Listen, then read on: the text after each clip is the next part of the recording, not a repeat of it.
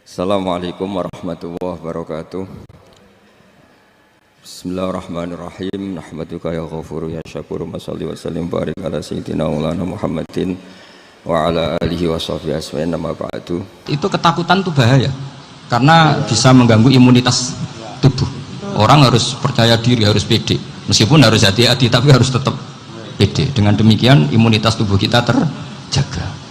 Jadi ya sudah seperti itu. Semua orang punya cara untuk menjaga diri masing-masing.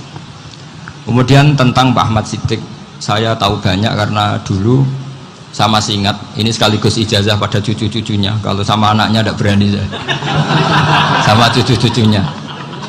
Saya masih ingat Pak Ahmad Siddiq itu sangat loyal sama yang namanya negara.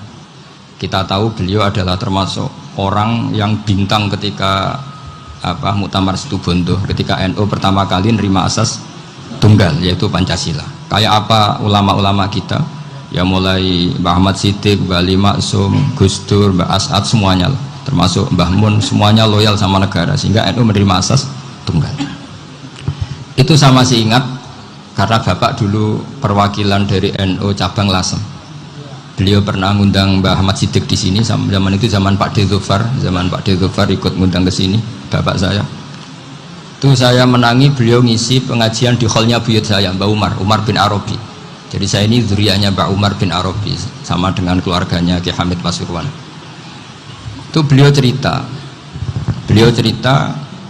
bahwa kemenangan Islam itu tidak harus kita yang menang kangelan.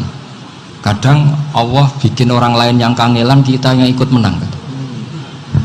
Jadi dulu kata beliau banyak ulama ketika kita diserang Jepang, saya masih ingat, saya karena pas itu ikut ke Lasem karena saya santri sarang, Mbah Mun ngisi di Lasem, saya ikut di Lasem karena saya masih keluarga. Itu ulama-ulama itu mimpi dibacakan ayat ghulibatir rum fi adnal ardi wa hum min ba'di ghalabihim sayaghlibun fi bid'i sinin lillahil amru min qablu wa min ba'du wa yawma idzi yafrahul mu'minun. Itu dulu itu ada pertarungan besar antara kerajaan Romawi dan kerajaan Persia. Kita tahu Romawi itu Nasrani. Saya ulang lagi, Nasrani. Nasrani itu percaya adanya Allah, adanya Tuhan, dan percaya adanya kitab samawi. Sementara musuhnya itu Persia, orang yang tidak bertuhan, tidak berdasar kitab samawi. Ketika Persia mengalahkan Romawi, itu orang Islam ikut susah karena terus dibully sama orang-orang kafir Mekah. Orang kafir Mekah adalah orang yang tidak punya kitab samawi. Katanya orang kafir Mekah, iku lho balamu jute duwe kitab jarene di hubungan mbek langit, nyatane perang keok, paling kon yo podo. Jadi ada analogi bahwa kalahnya orang Nasrani itu dianggap simbol kekalahan orang yang bertautan atau berhubungan dengan langit. Akhirnya orang Islam susah.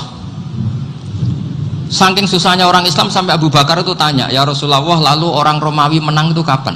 Terus ada surat turun fidit isinin, ya kira-kira 3. Abu Bakar pas itu belum alim-alim amat. Jadi ngartikan 3 itu ya 3 betul, sehingga beliau masyhur itu. Cara Jawa totoan itu kimar. Pokoknya nanti Romawi pasti menang 3 tahun lagi. Akhirnya ketika datang itu taruhannya dengan 10 unta. Datang ke Rasulullah, Nabi menjelaskan, loh ndak, bid'u itu mabena salas ilatis itu 3 sampai 9. Kamu jangan bilang 3. Ya sudah, taruhannya ditambah sampai 100 unta. Tapi pembuktiannya enggak 3 tahun tapi nunggu 9 tahun. Sampean jangan tanya, berarti dulu pernah taruhan halal. Zaman sebelum ngaji saya sampean sudah sering taruhan, jadi jangan nyalahkan saya. Nanti itu ada ilmunya, namanya nasah mansukh. Dan taruhannya Abu Bakar tidak kayak sampean, taruhan yang sangat-sangat demi Islam, bukan demi hadun nafsi. Betul, ketika tahun ke-7 orang Islam itu menang. Gila ya, tahun 9 itu umat Islam menang. Menangnya umat Islam mengalahkan musyrik Mekah itu di Badar. Romawi mengalahkan Persia. Gara-gara Romawi mengalahkan Persia itu cara berpikir orang tuh rubah. Ternyata langit itu ada, kekuatan langit itu ada. Sehingga meskipun akhirnya orang Kristen bilang ada Trinitas, terus mereka keliru dalam mengartikan Isa, tapi ada sekian nabi yang mereka sebut dan mereka hormati. Ada sekian kesamaan.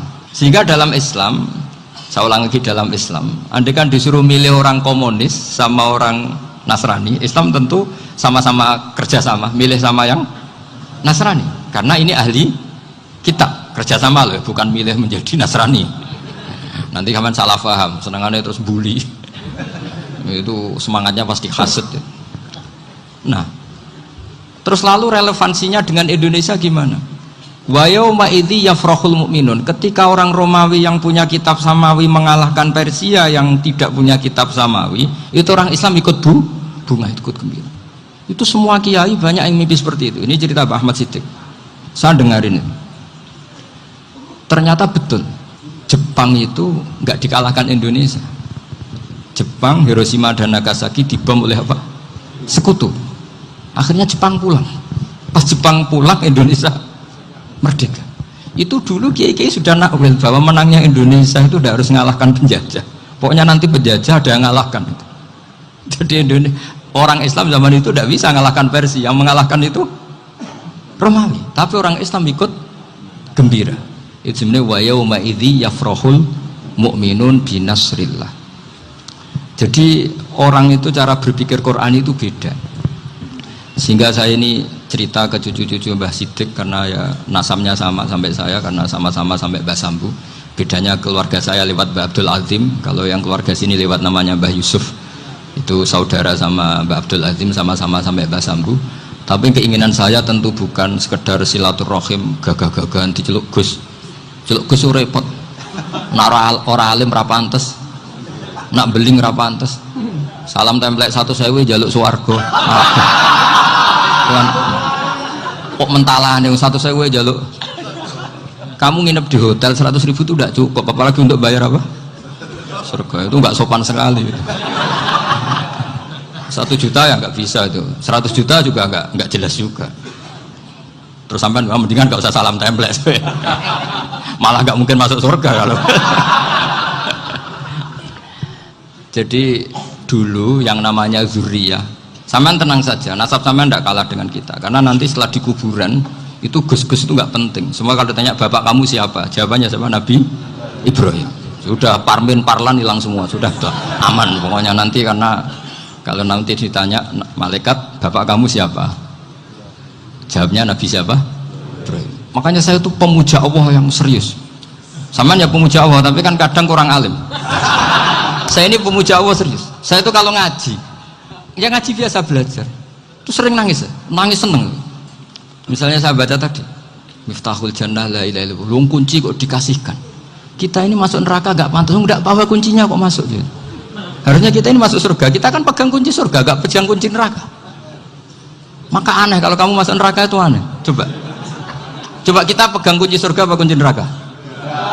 Tapi kadang teman saya suun rokok anu kunci ini. Karena tidak ada pintunya. Terus saya bilang, kamu kok tahu? Memangnya mau ke sana, kata saya. Saya tidak punya rencana tahun neraka. Karena nanti di antara syafaatnya Quran itu orang kalau mau masuk neraka tidak jadi. Ya nggak apa-apa ya, diatur sendiri. Jadi di antara syafaatnya Quran itu orang nggak jadi masuk neraka. Jadi syafaat itu ada 2, dari neraka diangkat ke surga, dan itu bisa lama itu.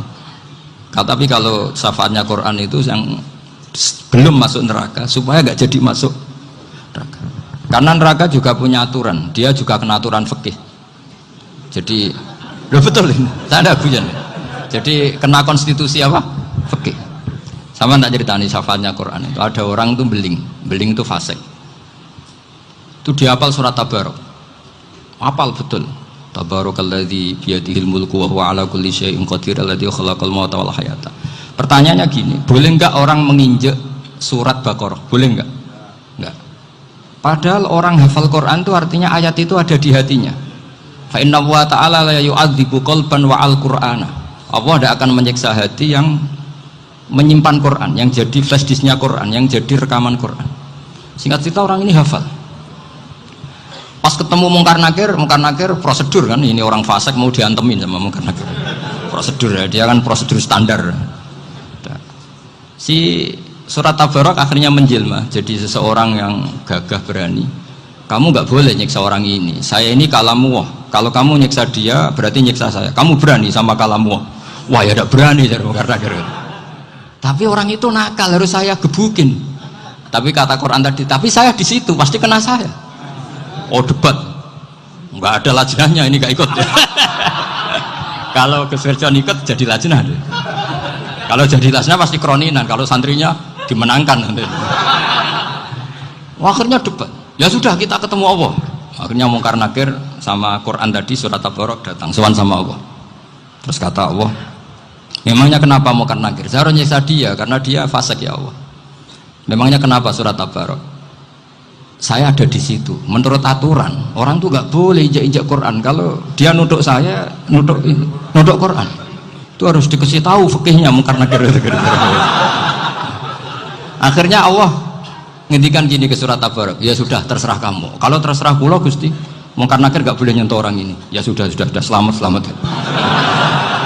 Sehingga terus itu sampai baca di termasuk mujizatnya surat Tabarok di tafsir Ibnu Katsir banyak. Karena tadi logikanya malaikat itu juga kena aturan fikih.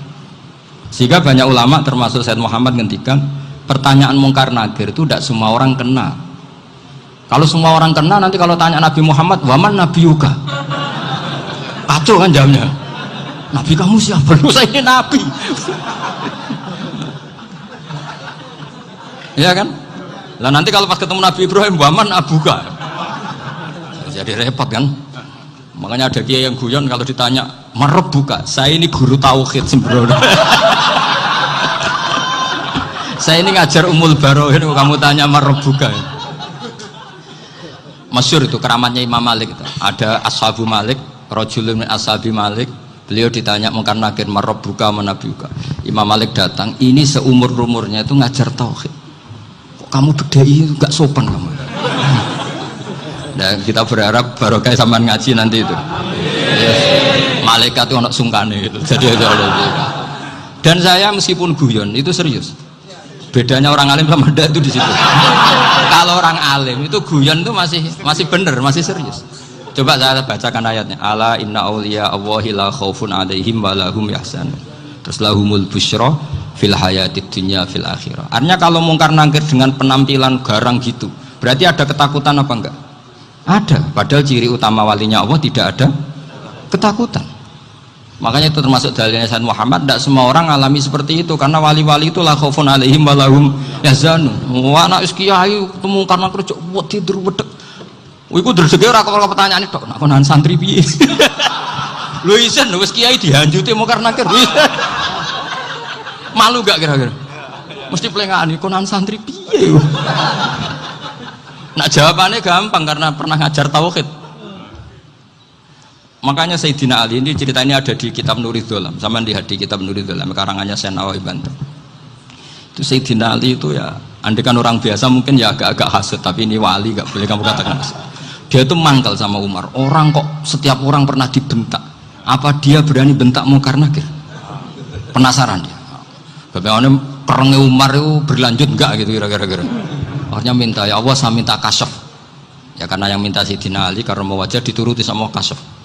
Dilihat Sayyidina Umar pas meninggal itu. Jadi hasud itu ya kadang penting asal baik. Loh betul bahasa Kanjeng Nabi kadang la hasada illa fisnaten. Itu Nabi bahasakan ya hasad.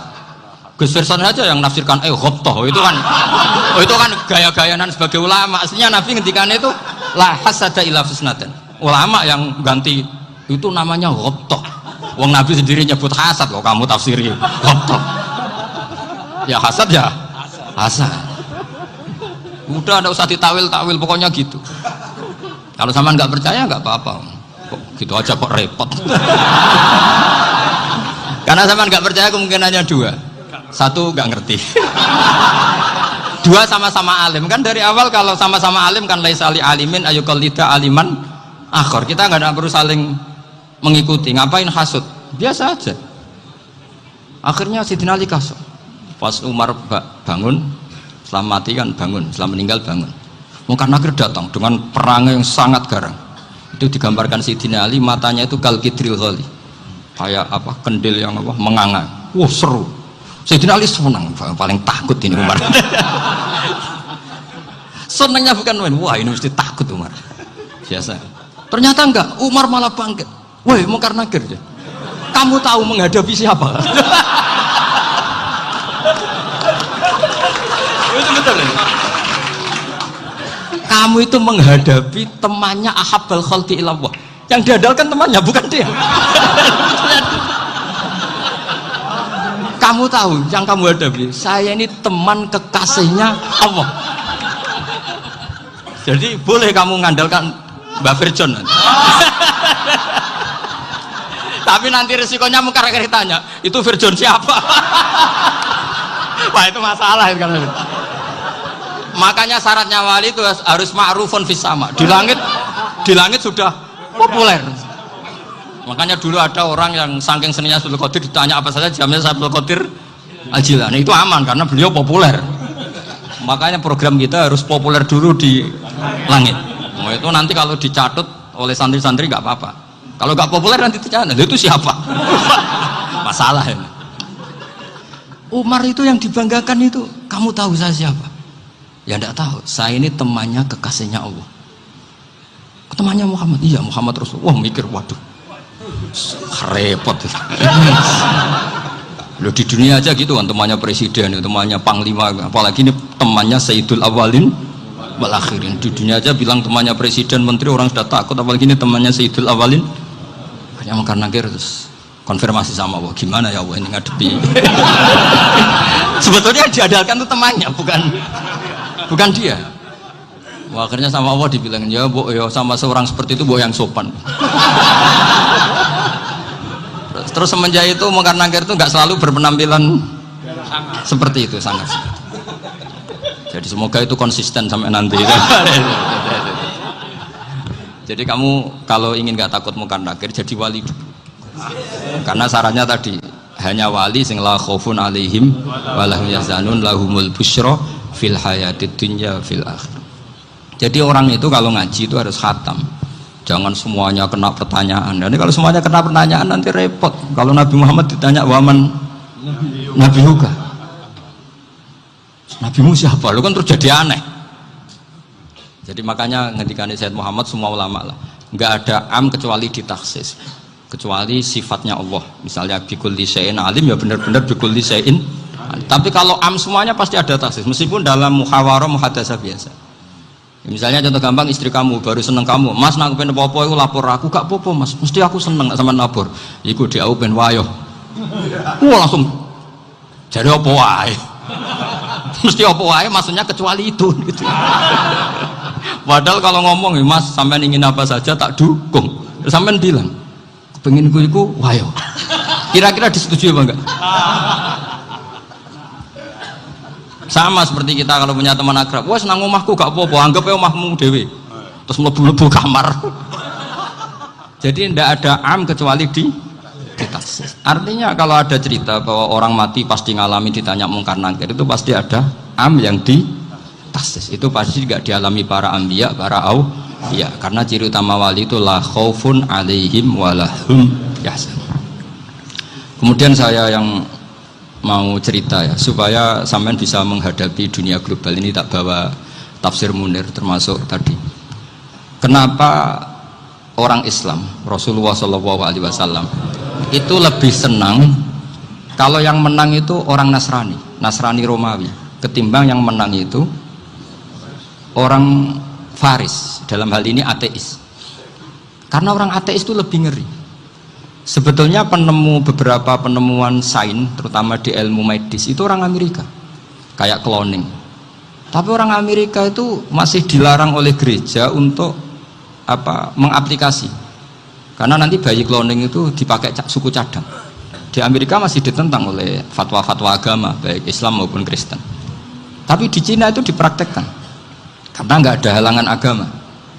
Di Cina itu biasa ada kondom diolah lagi jadi alat-alat aksesoris. Di Amerika tidak ada, karena masih ada agama, masih ada larangan. Sehingga orang Islam itu lebih takut kalau yang menang itu Persia, karena terus cara berpikir ternyata Tuhan itu tidak ada, langit nggak ada perannya. Jadi ketika yang menang Nasrani masih berpikir itu pertolongan Tuhan, meskipun mungkin cara mengatakan Tuhan beda dengan kita. Tapi ada satu kesamaan bahwa kekuatan samawi itu ada. Jadi disebut ghulibatir rum fi adnal ardi wa hum min ba'di ghalabihim saghlibun. Di sini diterangkan oleh Syekh Nawawi supaya kamu tidak salah paham. Sebetulnya kamu katakan misalnya wah itu paham liberal, sebenarnya saya tidak tersiksa. Cuma takut yang mengatakan seperti itu cek goblokir atau ngaji gitu. Itu aja masalah saya. Ini saya baca ini karangannya Syekh Nawawi karena tadi kata Mbak Firjon ngaji itu harus sama orang yang bersanad. Saya ini kalah sama beliau itu berkali-kali. Secara nasab saya harus manggil Mbah. Secara silsilah ilmu saya juga kalah lagi. Saya sering disewani sama cucu-cucu Syekhona Khalil. Kiai Siddiq itu termasuk murid dekat beliau Syekhona Khalil. Kalau itu berarti kan Gus Firjon, Ahmad, terus Mbah Siddiq. Mbah Siddiq ngaji Syekhona Khalil. Syekhona Khalil itu pernah ngaji langsung sama Sayyid Zaini Tahlan. Berarti beliau dari Sayyid Zaini Tahlan itu baru generasi kelima. Sementara saya itu sudah ke-7 atau ke-6. Saya, Mbah Mun, Mbah Karim misalnya, Mbah Hashim, Mbah Mahfud Termas, Sayyid Abi Bakar Sato yang ngarangnya Anatul Tolibin, baru Sayyid Zaini Tahlan. Berarti saya ke-7, kalah lagi. Tapi untuk jadi wali biasanya cepat saya. Karena syaratnya jadi mbah itu ngalah demi putu. Jadi kalau beliau ngotot, saya dulu Gusti, saya mbahnya. Wah itu mbah yang nggak baik. Pasti jatahnya dikasihkan apa? Cucunya dulu. Makanya Abdul Muthalib itu orang yang dapat wangsit, tapi yang jadi nabi itu cucunya. Jadi dalil saya banyak. Sebenarnya Abdul Muthalib itu sudah sering dapat wangsit. Karena saya bahasakan wahyu, Nabi yang protes, enggak nabi kok dapat wahyu. Tapi sebetulnya Abdul Muthalib itu masyhur. Kalimat-kalimatnya menunjukkan bahwa beliau itu sudah dapat wahyu kalau nanti cucunya itu jadi apa? Nabi. Makanya senangnya bukan main Abdul Muthalib sama Rasulullah. Putu seneng, mbah seneng putu. Jadi mungkin, jadi sampean enggak usah protes loh. Yang jadi wali kok cucunya. Dulu betul. Dulu Mbah Hamid Pasuruan itu kalau Mbah Ahmad Siddiq ke sana, Mbah Hamid Pasuruan kalau manggil Mbah Ahmad Siddiq itu paman. Tapi pamannya minta ijazah ke ponaan. Apa ya gara-gara itu memang. Kalau itu masih berlaku apa? Ngalah tadi. Kayaknya masih apa? Hawane masih. Hawane masih. Karena melihat tren-tren langit masih gitu kayaknya masih. Masih itu. Ya, tapi banyak tetap dapat jatah, tenang saja nanti. Tapi memang sebaiknya mbah itu legowo. Rasulullah Muhammad SAW itu terkenal min dzurriyyati Ibrahim. Tapi kata Rasulullah, ana dakwatu Ibrahim wa bisyaratu Isa. Aku nganti ngene iki barokah dongane Nabi siapa? Ibrahim. Jadi dongane Nabi Ibrahim ya tiba teng putu. Jadi banyak bukti bahwa jatuhnya ke putu gitu. Tadi saya di kamar sama beliau berduaan. Nih Mbah sing dadi wali di sini, aku webang. Cocokkan tadi. Nah kenapa saya akhir-akhir ini gulirkan daftar wali? Kenapa? Saya ini resah ya, orang sudah ingin dicintai pejabat, dicintai tetangga, dicintai teman. Tapi kadang-kadang orang lupa lagi dicintai Allah. Makanya saya meskipun guyon, tapi ini amdan, bukan sahwan. Supaya orang punya cita-cita lagi jadi wali, ingin dicintai Allah. Kita ini terlalu lama ingin dicintai makhluk. Mbok ya naik kelas sedikit lah. Ingin dicintai Allah Subhanahu wa Ta'ala. Meskipun saya guyon, tapi tadi guyon saya tuh lebih serius ketimbang serius Anda. Karena tak pikir. Saya tuh kalau pergi itu seneng ngebis, bukan karena saya tidak punya mobil, tapi saya sering mau butuh itu supaya nggak diganggu. Karena saya tuh harus punya waktu sendiri. Kalau bis kan ketemu orang nggak kenal, tapi sekarang ya agak susah, banyak yang kenal. Dan susahnya lagi nggak minta ijazah, minta foto. Terus repot tuh. Mau dibenci itu umatnya Rasulullah Shallallahu Alaihi Wasallam. Mau disetujui itu sanatnya mana? Kalau ketemu orang alim minta apa? Foto. Itu nggak ada sanatnya. Nggak tahu saya itu mazhab dari mana itu. Ya mazhab milenial yang jelas itu kan.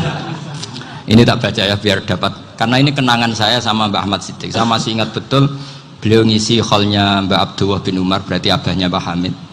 Karena mbah saya itu Fatimah binti Khalid bin Umar, kalau Mbah Hamid itu Hamid bin Abdullah bin Umar.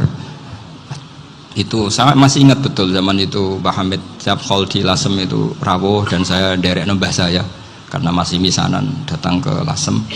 Itu beliau pas itu ngisi sama Mbah Mun. Mbah Mun masih muda, Ki Ahmad Siddiq sepuh senior. Itu beliau cerita bahwa Dulu ketika Indonesia dijajah Jepang itu para kiai mimpi dibacakan ayat ghulibatir rum fi adnal ardi wa hum min ba'di ghalabihim salim. Terus ada kiai yang tanya, takwilannya gimana? Ya nanti Jepang pulang bukan karena kita yang mengalahkan, tapi Jepang ada yang mengalahkan sendiri meskipun tidak kita. Kayak dulu Faris tidak dikalahkan Islam tapi dikalahkan Romawi, tapi yang senang umat Islam. Wa yauma idzi yafrahul mu'min. Itu luar biasa ulama-ulama kita. Delalah kejadiannya Indonesia seperti itu, yaitu kita tidak mengalahkan Jepang tapi Jepang pulang sendiri karena dikalahkan apa? Sekutu. Ya ini saya baca, ini tidak usah dicek bacanya bener apa enggak, sudah aman apa aman, karena kalau saya salah itu ya sengaja, artinya ya sengaja saja, ya biasa maksudnya. Saya kemarin ngisi di Pondok Peloso, di Pondok Al Munawir Jogja. Salah itu ada dua, ada salah memang benar-benar salah, itu nggak apa-apa, bisa dimakfu, karena mesti sangke wong goblok salah yang terus itu. Ada salah bawaan ilmu, itu repot tuh dadan ini. Karena misalnya kita yang biasa belajar qiraah sabah wayah sibuhu, mesti diulang lagi wayah sabuhu, karena qiraahnya Imam Asim itu hasibah yah sabu bifathis sin, sementara kita kalau ngaji kitab kulino yah sibu. Sehingga kita yang biasa belajar sabah itu kalau baca kitab itu kayak orang bingung. Kadang-kadang yang ngaji juga bingung, Gus Pak mau di bulan pilih ini, ya tepat-tepatan. Ada yang mengatakan Gus Pak bingung, ada yang mengatakan Gus Pak alim alama, ya tepat-tepatan nasib tadi.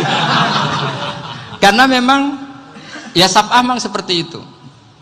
Misalnya kufuan itu Imam Asim baca kufuan, tapi beliau punya murid namanya Syu'bah, itu kalau baca kuf'an. Makanya kita itu, ini kan khataman Quran ya, jadi saya menyinggung sedikit tentang qiraah sab'ah. Tadi beliau juga sudah tak kasih kitab saya Hifdzuna Liyadal Mushaf. Sama tak ajari latihan sab'ah, memang angel ya. Makanya yang nggak bisa itu wong pinter, sudah tahu angel ya nggak usah diteruskan kan. Orang menghindari barang angel itu pinter apa goblok? Pinter. Berarti wong goblok pinter. Saya tuh makanya sama orang goblok tuh respect. Jadi orang alim tuh angel apa gampang? Angel. Menghindari barang angel pinter apa goblok? Loh, orang menghindari barang angel pinter apa goblok? Pinter. Berarti wong goblok pinter. Jadi saya sama orang-orang goblok itu respect. Sudah tahu jadi orang alim angel ya, barang angel ya harus dihindari. Makanya saya ini insya Allah umatnya Nabi yang termasuk yang terbaik. Amin. Karena mencintai umatnya Nabi termasuk yang goblok. Waduh. Itu tidak gampang itu. Karena tadi sudah tahu ya. Seperti itu loh orang naik panjat pinang. Itu yang naik karena ingin hadiah. Yang nonton sudah tahu, wah licin kok dinaikin mau keplodok ya. Tapi orang sepakat yang nonton juga pinter karena sudah tahu ribet kok. Tukun yang pasar gak kena lah apa mana. Sama juga gitu. Ngalim tafsir angel, ngalim fikih angel. Tapi karek ngaji ngerekam kan gampang. Itu pinter apa goblok? Pinter. Ya. Makanya kula niku mbok burohno ngono tok. Saya tadi dinasihati Mbak Firjon, muga-muga hati saya selamat. Saya itu meskipun kata orang banyak, muhibbin saya banyak, tapi saya insya Allah tidak riya. Saya itu pakai kitab namanya Tasbitul Fuad, itu karangannya Said Abdul Al-Haddad. Ketika beliau punya muhibbin banyak ditanya, bagaimana ya Habib Anda menjaga hati Anda? Jamnya Said Abdul Al-Haddad itu unik. Innama azzamu Allah. Mereka itu sebenarnya menghormati Allah, cuma butuh sarana, dan itu saya. Jadi saya tahu sampean semua itu mencintai Quran, mencintai sunnah Rasul, mencintai hadis-hadis Rasul. Cuma sampean kan karena nggak paham, terus manfaatkan saya. Jadi sebenarnya saya ini korban. Korban. Jadi saya mau riak gimana? Korban kok mau. Bangganya di mana tuh? Coba sampean misalnya ngaji tafsir, belajar sendiri kan susah. Terkibnya susah, maknanya susah, bahkan beli kitabnya kadang tidak kuat. Loh, untuk jadi alim tafsir itu kan harus beli kitab. Loh, saya sering belajar kitab itu jutaan. Tafsir Tobari, saya pernah beli kitab Fakhrur Razi itu berapa coba? 27 jilid. Karangannya Fakhrur, belum karangannya ulama modern, Imam Sa'rawi. Itu berapa jilid? Itu jutaan. Saya kemarin juga dihadiahi kitab Pak Quraish Shihab namanya Faidul Bari fi Syarhil Bukhari. Pak Quraish Shihab yang terkenal. Dia sering diskusi sama saya. Saya ngasih hadiah beliau ngasih hadiah saya. Wah, itu harganya nggak kuat. Dadak kuat kadang di Indonesia nggak ada coba. Dan sama orang hebat menghindari kesulitan itu. Nah, kesulatan itu Gus Bak ngaji ikut, kalau nggak paham dirukokno rekamannya sudah gitu. Pinter mana sampean nambah saya? Pinter sampean kan? Bikin sosis susah, beli aja kok repot kan. Nah, makanya nggak boleh orang bilang, wah aku goblok reso tafsir, aku wong pinter. Makanya nanti kalau saya ketemu Nabi tidak termasuk orang yang mentahkir orang Islam. Kafabil mari isman ayah kira akhahul muslim. Jadi cukup orang itu dosa kalau menyepelekan orang Islam, termasuk darani sampean goblok itu dosa. Caranya nggak darani goblok ya tadi di logika tadi. Alim itu angel, gendari angel itu pintar, berarti wong bodoh pintar ya sudah gitu. Tapi tetap bodoh. Tapi ini satu cara untuk saya respect gitu. Coba orang yang ngaji tafsir saya banyak, mungkin ribuan. Itu sebetulnya mencintai Quran. Karena Quran adalah kitab suci yang panduannya umat Islam. Sangat mencintai Quran. Terus kemudian mereka nggak paham. Terus mencari orang yang memahamkan. Burono lah cara jawabannya. Terus keren saya itu di mana coba? Lah terus mereka kurang ajarnya gini, kalau paham itu ya alhamdulillah paham. Wah nak ngaji Gus Bae ngono tok. Tapi nek ora paham, ora nyalano akale. Mari Gus Bae nerangno cepet, mulane gak paham. Ora kok nyalano teke sing lelet. Itu kan Masya Allah, naudzubillah. Sebetulnya tingkat kurang ajarnya tinggi sebenarnya. Jadi kalau nggak paham itu kadang nggak nyalahno uteke. Kayak mau misalnya, mau mari mikir aja jelas. Padahal misalnya jelas orang mesti paham, bodoh. Paham? Jadi kata Sayyid Abdul Haddad, innama azzamu Allah. Sebenarnya mereka itu sangat menghormati Allah. Makanya kita nggak perlu mengatakan wasilah itu kafir, nggak akan. Karena orang tawasul sama Rasulullah itu ingin dapat ridhonya Allah lewat orang yang dicintai Allah. Kita mencintai wali sebenarnya, wah itu kekasih Allah. Kita mencintai itu karena mencintai Allah. Sama seperti gini, kamu mencintai kangkung apa enggak? Sebenarnya sama sekali enggak. Tapi kamu ingin sehat, ada asupan gizi. Kamu ingin tubuh kamu sehat, butuh asupan gizi. Kemudian kamu makan kangkung. Apa terus kamu cinta kangkung? Kan enggak. Cinta kesehatan kamu sama. Orang yang mencintai saya sebenarnya ingin kepuasan rohani. Saya kan termasuk kiai yang torekonya gampang. Ini swarga, kan akhirnya penggemarnya banyak. Coba kalau kamu neraka. Jadi sebetulnya Anda mencintai kepuasan Anda sendiri. Nah, saya ini korban. Makanya untuk masuk surga cepat saya, korban itu cepat. Da'watul mazlum la turaddu kan gitu. Laisa bainahu wa bainallah hijab. Jadi saya kalau dongo langsung seret langit. Karena mazlum. Saya sinau tafsir itu, Pak, sampean bayangkan ada tafsir itu sudah 27 jilid. Sengarang Fakhrul Razi itu bulatnya bukan main. Karena dia ahli filsafat. Bulatnya Masya Allah. Sudah gitu sinau Jalalain kadang dikomen oleh Sawi. Sudah kita percaya Jalalain boleh dibully Sawi. Percaya Sawi dikandani, oh iku Maliki rasafi. Oh, ribet. Sudah gitu sinau Qurtubi, sinau tafsir Tabari itu susahnya. Belinya susah, belajarnya susah. Padahal saya punya keluarga, punya istri, punya anak. Bayangkan kalau istri saya rewel kayak istri sampai. Wah itu, tapi alhamdulillah enggak. Sama sekali enggak. Allah sudah milihkan, wah ini bahaya kalau punya istri rewel. Imam Sibawai itu kitabnya banyak, tapi yang terbukukan hanya kitab Sibawai. Karena beliau kalau sudah belajar lupa istri. Hanya pas beliau di pasar, kitabnya dibakar semua sama istrinya. Karena dianggap saingannya. Ternyata yang dicerai tidak kitabnya, malah istrinya. Itu Imam siapa? Tapi alhamdulillah kitab saya nggak terbakar, aman. Saya teruskan ya. Jadi untuk menjaga ria dilatih innama azzamu Allah. Sebenarnya mereka itu menghormati Allah. Sehingga wasail-wasail itu sebenarnya nggak pernah jadi subjek pelaku utama, enggak. Tetap Allah. Sebab itu kata Sayyid Muhammad, kamu kok mengatakan wasilah itu kafir itu gimana? Ketika innallaha qad ba'atsa lakum taluta malika. Talut itu ya manusia. PD-nya itu apa? Inna ayata mulkihi ayyatiyakumut tabut fihi sakinatum min rabbikum wa baqiyatum mimma taraka ahlu Musa wa ahlu Haruna tahmiluhul malaikah. Jadi beliau PD itu kalau bawa sunduk semacam peti sakti, sing di situ ada baqiyatum mimma taraka ahlu Musa wa ahlu Haruna tahmiluhul malaikah. Ya kayak semacam jimat. Tapi saya bukan mensyariatkan jimat enggak, karena nanti banyak penjual yang pembohong juga gitu loh. Cuma cerita, kamu tidak usah mengatakan kafir. Dulu Tolut PD-nya kalau bawa sunduk semacam peti kesaktian yang di situ ada baqiyatum mimma taraka alu Musa wa alu Harun tahmiluhul malaika. Sehingga Khalid bin Walid meskipun beliau sahabat dan menyaksikan wajah Rasulullah SAW, itu bawa sya'aratun min sya'aratihi Rasulullah SAW, bawa rambutnya Nabi. Perang kemana-mana itu diletakkan di pecinya. Nanti sama tanya lagi, masa pakai peci Khalid bin Walid ini? Wah panjang, sampai itu repot. Sampai tak warai ngaji usul fikih. Usul fikih itu kalau ngaji itu ada istilah tangkihul manat. Ini mesti ini wilayah yang kita bisa berdebat sama Mbah Firjon. Dulu itu musuh saya karena saya makili Anwar, beliau makili Peloso. Tapi tahu-tahu kalah tua terus saya mengundurkan diri.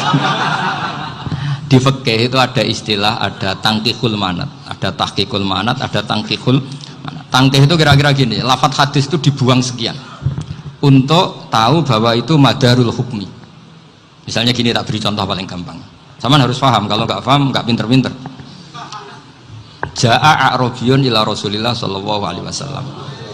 Ya karena ini menghormati Mbah Ahmad Siddiq, saya orang alim, jadi ngaji ini tetap ada suasana alim. Ya harus ada suasana alim. Nggak perlu jadi orang alim tadi susah. Sudah ngindari susah itu pintar. Sudah itu aja. Jadi orang alim susah, ngindari barang susah pintar. Berarti orang tidak alim pintar. Nah, meskipun tetap itu pegangi sampai mati nanti. Loh, jadi orang alim itu repot. Itu kata Imam Ghazali, kalau orang alim kalau mau masuk surga itu sama Allah nggak boleh. Kif, kamu nggak boleh langsung masuk surga. Coba cari umat kamu, syafaati dulu. Nah, saya takut nyari sampean nggak bisa kembali. Saya tidak punya rencana itu. Pokoknya mau masuk. Boleh sampean kuaduan, aduan balik raroh dewe, repot nanti saya. Berat jadi orang alim itu berat. Ya saya teruskan ya. Ada tangkihul manat. Ja'a a'rabiyun ila Rasulillah sallallahu alaihi wasallam. Faqala ahlaktu wa ma ahlakaka qal waqa'tu imraati fi nahari Ramadan. Ya sidang kita, saya ini rusak ya Rasulullah. Kenapa? Karena saya menjima istri saya fi nahari Ramadan. Kata Nabi, kamu harus bayar kafarah. Napa Nabi kafarah? Puasa 2 bulan. Wong baru 1 hari aja terjadi gitu kok disuruh puasa 2 bulan. Ya tidak kuat ya Rasulullah. Baru berapa hari saya puasa aja kecelakaan seperti itu. Apalagi kalau sampai 2 bulan. Tidak ya Rasulullah. Ya sudah kalau gitu kamu apa? Pertama ngasih makan apa? Itqu raqabah kan, pertama merdekakan budak. Tapi kan sekarang nggak ada budak makanya. Terus sekarang langsung puasa. Wah ini nggak bisa semua. Ya sudah ngasih makan orang 60. Kasihkan siapa ya Rasul? Ya orang fakir. Saya ini paling fakir. Di kampung saya ini orang paling fakir. Jadi mulai dulu orang fakir itu hubungan suami istri itu paling lancar. Mulai dulu. Makanya orang fakir itu anaknya banyak. Karena hiburannya hanya itu. Wong Ramadan aja. Coba mau ke ATM nggak punya uang, mau antri di bank nggak punya, mau apa coba? Itu mulai dulu. Ini sanatnya mutasil. Wah, akhirnya sudah sanksinya kan tadi ya itqu raqabah atau puasa 2 bulan berturut-turut atau ngasih makan 60 orang miskin. Lalu kata ahli usul fikih, kata a'rabi dibuang, nggak menjadi catatan hukum. Orang kota pun kalau melakukan itu juga kena sanksi yang sama. Imro'atau juga dibuang. Andai kan itu dilakukan untuk amatnya juga ketentuannya sama. Nah sekarang perdebatan antara Imam Syafi'i dan Imam Malik begini. Sekarang pertanyaan gini, jima istri itu hukumnya boleh apa haram? Boleh kan?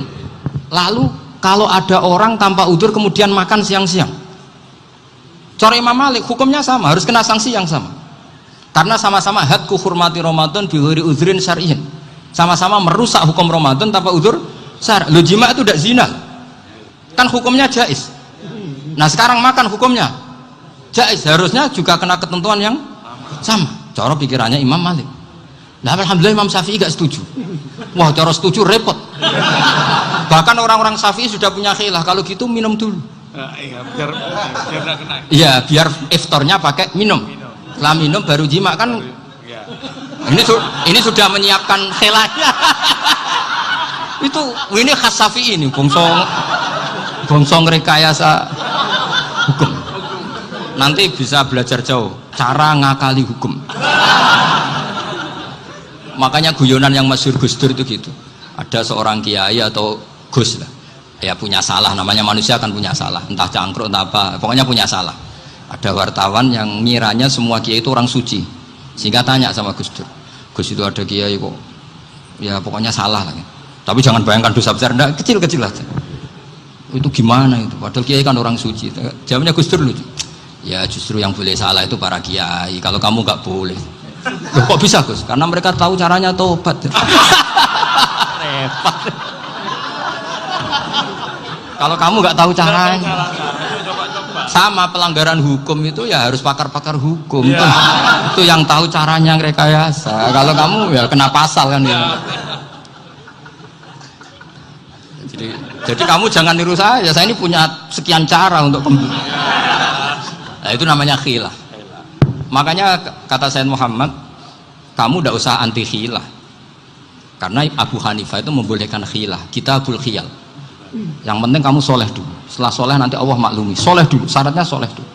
Kalau tidak soleh jangan. Contohnya gini, ada orang mau puasa lemes sekali, mau makan, gampang. Kalau langsung makan kan kayak hadku hormati Ramadan biwari udrin sarian. Aku langsung mau jembera sowan Mbah Firjon. Sudah status saya Pak musafir. Ya, sudah berangkat aja sampai Tuban makan. Nanti kalau nggak jadi ya nggak apa-apa, sudah kan mulai pergi sudah musafir. Saya tidak tahu nanti malaikat tertarik gebuki nggak tahu. Tapi itu ada khilahnya, asal soleh. Karena kata Sayyid Muhammad dan semua kitab mengatakan itu. Kalau sama nggak tahu ya kebablasan. Nabi Ayub, nabi yang terkenal Gudiken itu siapa? Ayub ya. Nah, itu yang Israiliyatnya akan seru. Gudiken dikukur bek kreweng itu terlalu lah kalau itu. Untuk kreweng konti ning Arab ora ono kreweng itu sudah masalah itu. Singkat cerita, Nabi Ayub ketika diasingkan kaumnya itu kan nggak punya sumber makanan. Lah orang lelaki itu mulai dulu egois. Istrinya Nabi Ayub itu cantik sekali, udah cantik, rambutnya bagus. Makanya kamu nggak usah tanya kenapa istrinya kayak banyak yang cantik. Ya, nah warasatul anbiya, nggak boleh gitu. Kalau nggak cantik ya warasatul anbiya dari segi balak. Istrinya Nabi itu semuanya cantik. Nggak usah tanya sebabnya apa, pokoknya gitu, semuanya cantik. Singkat cerita, beberapa kali istrinya Nabi Ayub itu kerja demi bisa nafkahi Nabi siapa? Suatu saat itu tidak ada pekerjaan yang cukup untuk beli roti. Satu-satunya peluang dapat rezeki itu putrinya raja itu rambutnya berondolin. Terus ada sayembara siapa yang rambutnya bagus mau dibeli. Sampai rambutnya istrinya Nabi Ayub itu dijual. Nabi Ayub tersinggung karena itu mengurangi kecantikan. Jadi lelaki mulai dulu gitu. Udah nggak urun kalau istrinya nggak cantik itu komplain. Itu khasnya lelaki. Jadi kalau kamu gitu ada sanadnya juga, tenang saja ya. Komplain ya pegawaian itu. Saking mangkelnya Nabi Ayub terus ngendikan la adriban naki mi'ata sautin. Kamu akan saya pukuli dengan mi'ata sautin atau dengan 100 cambukan. Atau mi'ata dikhtin atau mi'ata apalah sesuai konteks zaman itu. Engko namanya pecut tuku konti kok ribet lagi. Singkat cerita akhirnya ketahuan bahwa istrinya menjual itu demi Nabi Ayub. Allah nggak ridho kalau kekasihnya yaitu istrinya Nabi Ayub wis perjuangan kayak gitu malah kena hukuman. Tapi Allah juga nggak ingin kekasihnya yang bernama Ayub melanggar sumpah. Padahal beliau sudah sumpah, wallahi demi Allah nanti tak pukul dengan 100 kali. 100 kali dengan lidi lah misalnya, contoh yang gampang tuh lidi. Akhirnya sama Allah dikasih satu solusi. Wa khud biyadika dikhtan fadrib bihi wala tahsnas. Ya sudah, lidi itu ikat jumlahnya 100. Terus pukul sekali saja, anggap saja sudah 100. Iku pangeran sing wari ngakali ngono iku pangeran. Tapi syaratnya soleh, syaratnya soleh. Jadi kalau kamu anti khilaf berarti anti ajarannya Allah di ayat itu. Wa khud biyadika dikhtan fadrib bihi wala tahsnas. Itu dulu ada, ini cerita di Ithaf, ini cerita terakhir, ini sudah sama jangan nama sudah.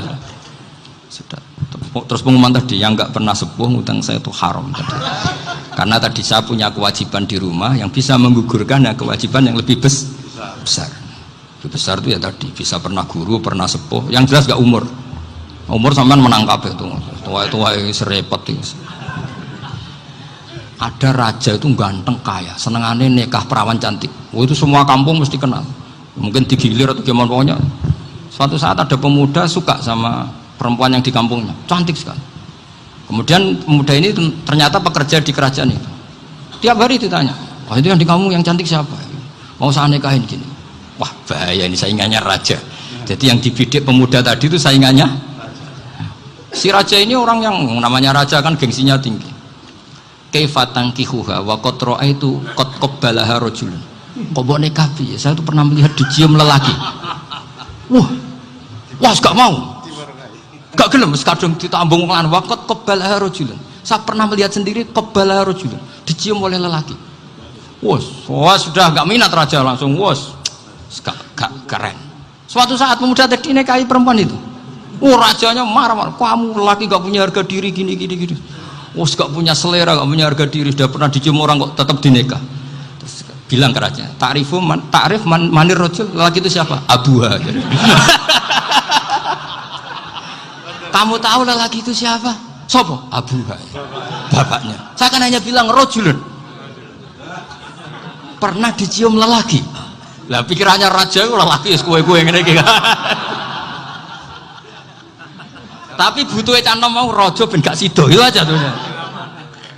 Baru kayak digulirkan gitu wakot kebalah rojulun. Wah nggak mau. Setelah itu satu saat pegawainya tadi nikahi perempuan. Kamu nggak punya harga diri gini. Kamu tahu mandir rojul apa abu? Wah nak ngono aku gak poho. Lah monggo sakniki wis bojo kula. Ora trimo wis diambung wis macam-macam. Lah itu namanya khilah. Apa? Khilah. Kalau di Balawa disebut tauriyah atau apalah. Tapi saya tidak ngajari sampean seperti itu. Sudah pinter sebelum saya ajarin. Bangsa ngakali kan sudah pinter. Ya ini terakhir tak baca Arabnya saja nanti. Bismillahirrahmanirrahim. Biar dapat barokahnya Syekh Nawawi juga barokahnya guru-guru. Bismillahirrahmanirrahim. Wasababu nuzuli hadil ayati annahu kana baina farisa war rumi qitalun wa kanal musyrikuna yawadduna antaghliba farisu ar-ruma li anna farisa kanu majusiyan ummiyin wal muslimuna yawadduna ghalabatar rum ala faris liqaunihim ahla kitabin. Jadi zaman dulu orang Islam lebih senang kalau yang menang itu orang Nasrani. Kalau bandingannya ateis. Karena bagaimanapun percaya kekuatan langit. Sementara orang ateis sama sekali tidak percaya kekuatan. Apapun bedanya kita dengan Nasrani itu ada kesamaan, yaitu percaya adanya kekuatan langit. Sehingga ketika orang Romawi kalah itu orang Islam ikut susah. Paham ya? Makanya ini tak baca biar sampean nggak macam-macam pikirannya. Fab'atha Kisra saat terusnya, ya pokoknya seperti itu. Akhirnya Rasulullah SAW berdoa lebih seneng yang menang itu Rom karena ahli kitab. Artinya apa? Kemenangan ahli kitab adalah kemenangan makhluk atau hamba Allah yang mentautkan kekuatan kita di bumi dengan kekuatan langit. Makanya saya berharap selain kita ikhtiar medis, kita harus memperbanyak istighfar. Bagaimanapun semua itu dari Allah Subhanahu wa Ta'ala. Kita menghormati negara dengan ikhtiarnya, tapi saya mohon sekali kita juga istighfar, karena semua itu juga ditentukan oleh Allah, oleh langit. Kan semua itu minallah wa ilallah. Makanya cara hikam kan gitu. Jika Anda mendapat nikmat, senang kalau itu nikmat, maka Anda kapitalistik. Karena wong kafir lah, misalnya kayak senang di duit. Lonte nganti jadi lonte mergo seneng duit. Copet nganti jadi copet seneng. Lah nek saiki kowe seneng duit, bedane apa mbek lonte mbek copet? Ya iku senenge nantuk duit. Itu kan satu kesenangan sing yastariku ma'anal susah.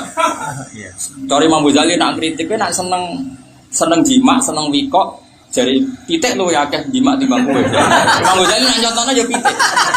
Kapan dene roh pitik ngono ya ora. Dene contohnya. Nah kowe bangga mergo maknamake fal jamus aksaru akhlak. Paham? Jadi ini nyontokno sekian kejadian. Jadi kamu jangan bangga nikmat sing yastariku ma'akal bahaim wal fusak. Ya tadi, misalnya kita jadi kiai, duit itu penting. Ora usah kiai sing ngomong ngono iku.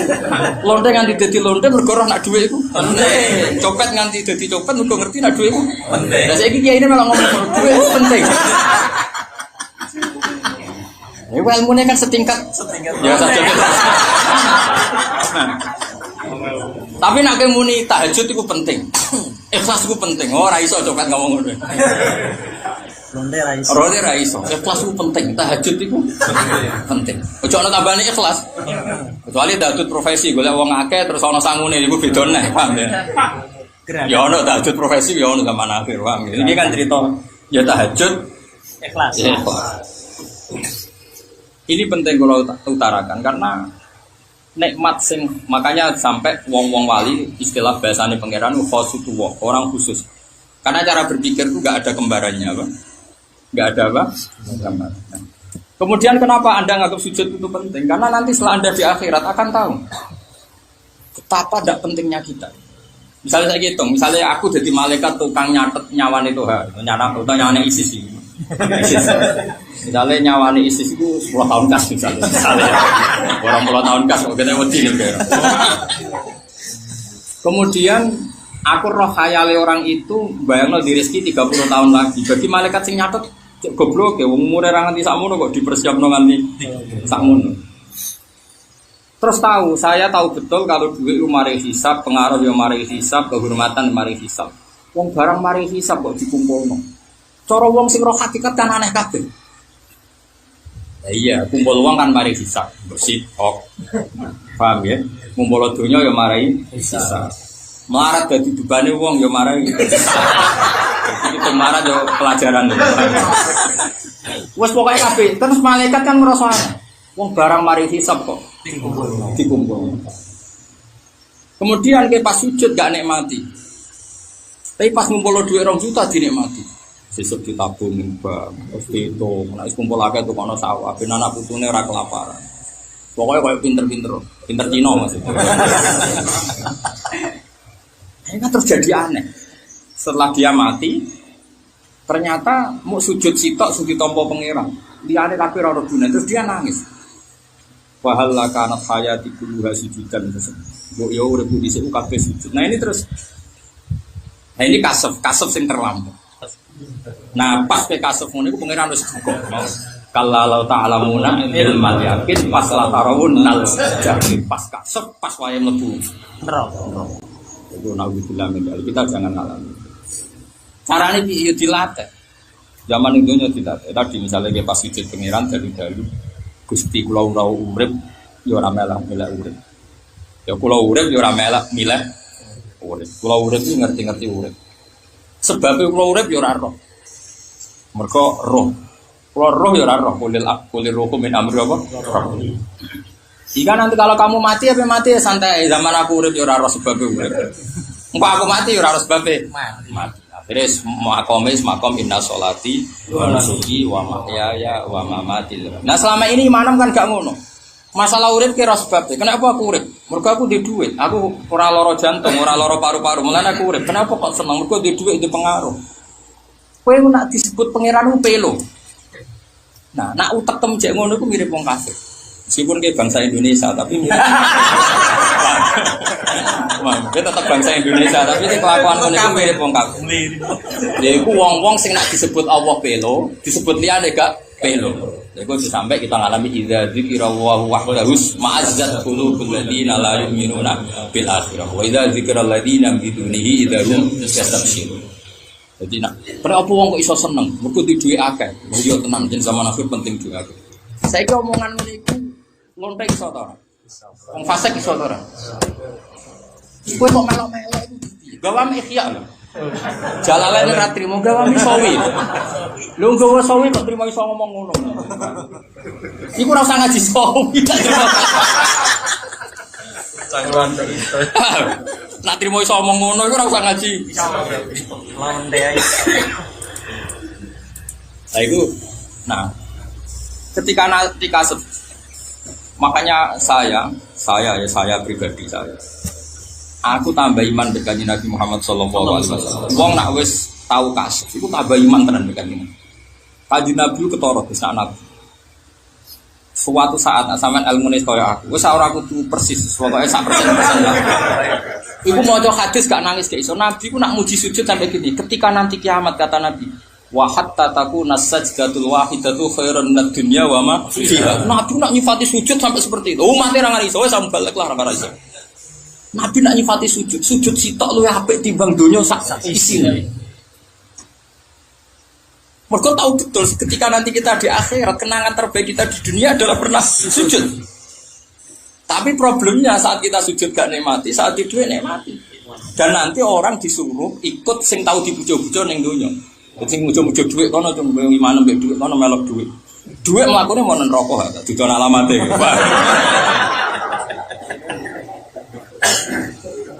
Dhuwit halal lah lho maksudnya. Pemene sing haram. Tapi nak sing halal kok nerokone ora nganti mlebu. Tapi tetep mlakune rono.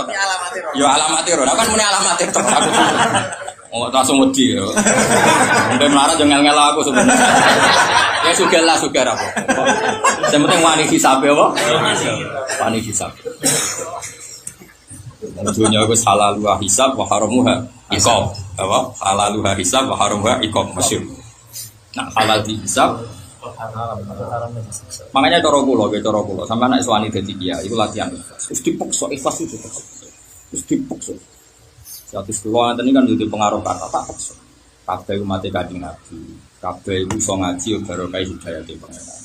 Pinter sing gawe pangeran, sing gerakno ngaji yo pangeran. Dadi kula niku ora kepikiran. Ora kepikiran sampean ngaji, ora kepikiran. Pokoke la haula wala quwata illa billah. Tak delok pangeran. Delok kowe rugi. Jadi lah terus kenapa kayak mulang? Ya karena pangeran majibno wong alim itu mulang wis gitu. Kowe fa'ajruhu ala Allah sudah. Uripku terserah mengenai. Gantung no kowe, malah ora urip wae. Utangem dhewe akeh kasus akeh. Makanya ini rumah tenan. Kula niku besok. Entah nanti dicetak apa enggak itu tidak penting. Saya juga agak ingin nyetak karena saya takut. Tapi ya suatu saat mungkin kalau Allah memberi isyarat saya nyetak tak cetak. Saya itu punya buku khusus tentang fadhil sujud. Dan itu menjadi dalailun nubuwah. Menjadi dalailun nubuwah. Betapa Nabi itu benar-benar Nabi. Ketika ada orang sahabat yang derek Nabi lama sekali. Nabi kan sebagai orang yang sangat-sangat sosial kan, kamu minta apa? Bujaiku ya cerdas. Nanti Nabi kasih waktu saya 2 atau 3 hari. Saya nanti baru minta permohonan saya. Setelah 2 hari atau 3 hari ketemu Nabi. Kamu minta apa? Lalu aneh as'aluka murafaqataka fil jannah. Saya nanti minta jadi teman kamu di surga. Nabi itu tenan iku tok nggih. Diwarai wong apa karepmu dhewe itu. Mboten Nabi, mboten enten sing marahi. Cuma kalau angen-angen misalnya kalau njuk sapi, njuk unta, njuk apa donya aku mesti entek. Tapi padha-padha rantek iki, kancane jenengan teng swarga. Tapi apa kata Nabi? Nabi spontan ngendikan, fa inni ala nafsika bi kasratis sujud. Wis aku tulung Juk yo, kowe yo melok-melok sujud. Aku gantu untuk mewujudkan keinginan kamu itu. Kamu juga harus sering-sering sujud. Fa inni ala nafsika bi kasratis sujud. Jadi maknane fa inni mongko nulunga sira ning ingsun ala nafsika ing atase ngurusi awakmu dhewe bi kasratis sujud. Itu Rasulullah yang afdhalul khalqi saja ana wong njaluk swarga. Kon wonge kon urun sujud. Saiki kiai swargane ra mesti wis tak tanggung beres bakmu. Iki Kanjeng Nabi sing Sayyidul Khalqi Sayyidul Awwalin wal Akhirin. Iku ora wani nanggung swargane wong kecuali wong iku gelem akeh ora sekedar sujud, gelem ngekeh-ngekehno sujud. Terus saya pernah menulis Fadhilul Umar radhiyallahu anhu. Itu yang paling saya kenang. Saya kan punya hadis Musnad Ahmad. Dan itu hingga detik ini saya belum pernah baca enggak nangis karena memang saya baca di momen-momen yang pas usul, pas wudhu. Karena saya punya utang jasa sama Imam Ahmad. Nah akhirnya utang jasa murah roh. Utang jasa gue ya sing nyalami tempel. Jadi itu saya lah. Di politik, kok salam tempel, kok eling, nasib bokso duwe gue. Mon boleh duwe gue penting kan, tapi sing ngomongin rasa kue. Tak cilik-cilik gue roh. Wong fasik yo. Rasa tersinggung biasa. Gue tobat ya sekliwat toh. Biasa. Terus no adat musik itu. Wong pangeran Ghafurur Rahim. Tenang ya. Cuma tak elingno. Sayyidina Umar bisa pas ditusuk ambek wong. Ya pas ditusuk di sudut. Niku sekaruan beliau sudah berceceran darah. Wis jelas kapundhut. Wis ora mungkin kapundhut, mesti kapundhut. Disebut oleh Abu Lu'lu' sing masyhur iki jeneng Abu Lu'lu' Al-Majusi. Niku takokan pertama ngeten niku rungokno tenan. Betapa pentingnya sujud. Dan itu saya tulis dalam buku saya Fadhil. Takokane pertama Umar ngene. Sing nusuk aku sapa? Tiang Majusi, Gulamul Mughirah. Niku tiga jeneng Mughirah. Terus jare Umar, dekne Majusi, nggih Majusi. Alhamdulillah kata. Sepunten Alhamdulillah lam yaj'al maniyati tahta rajulin sajadalaka sajda.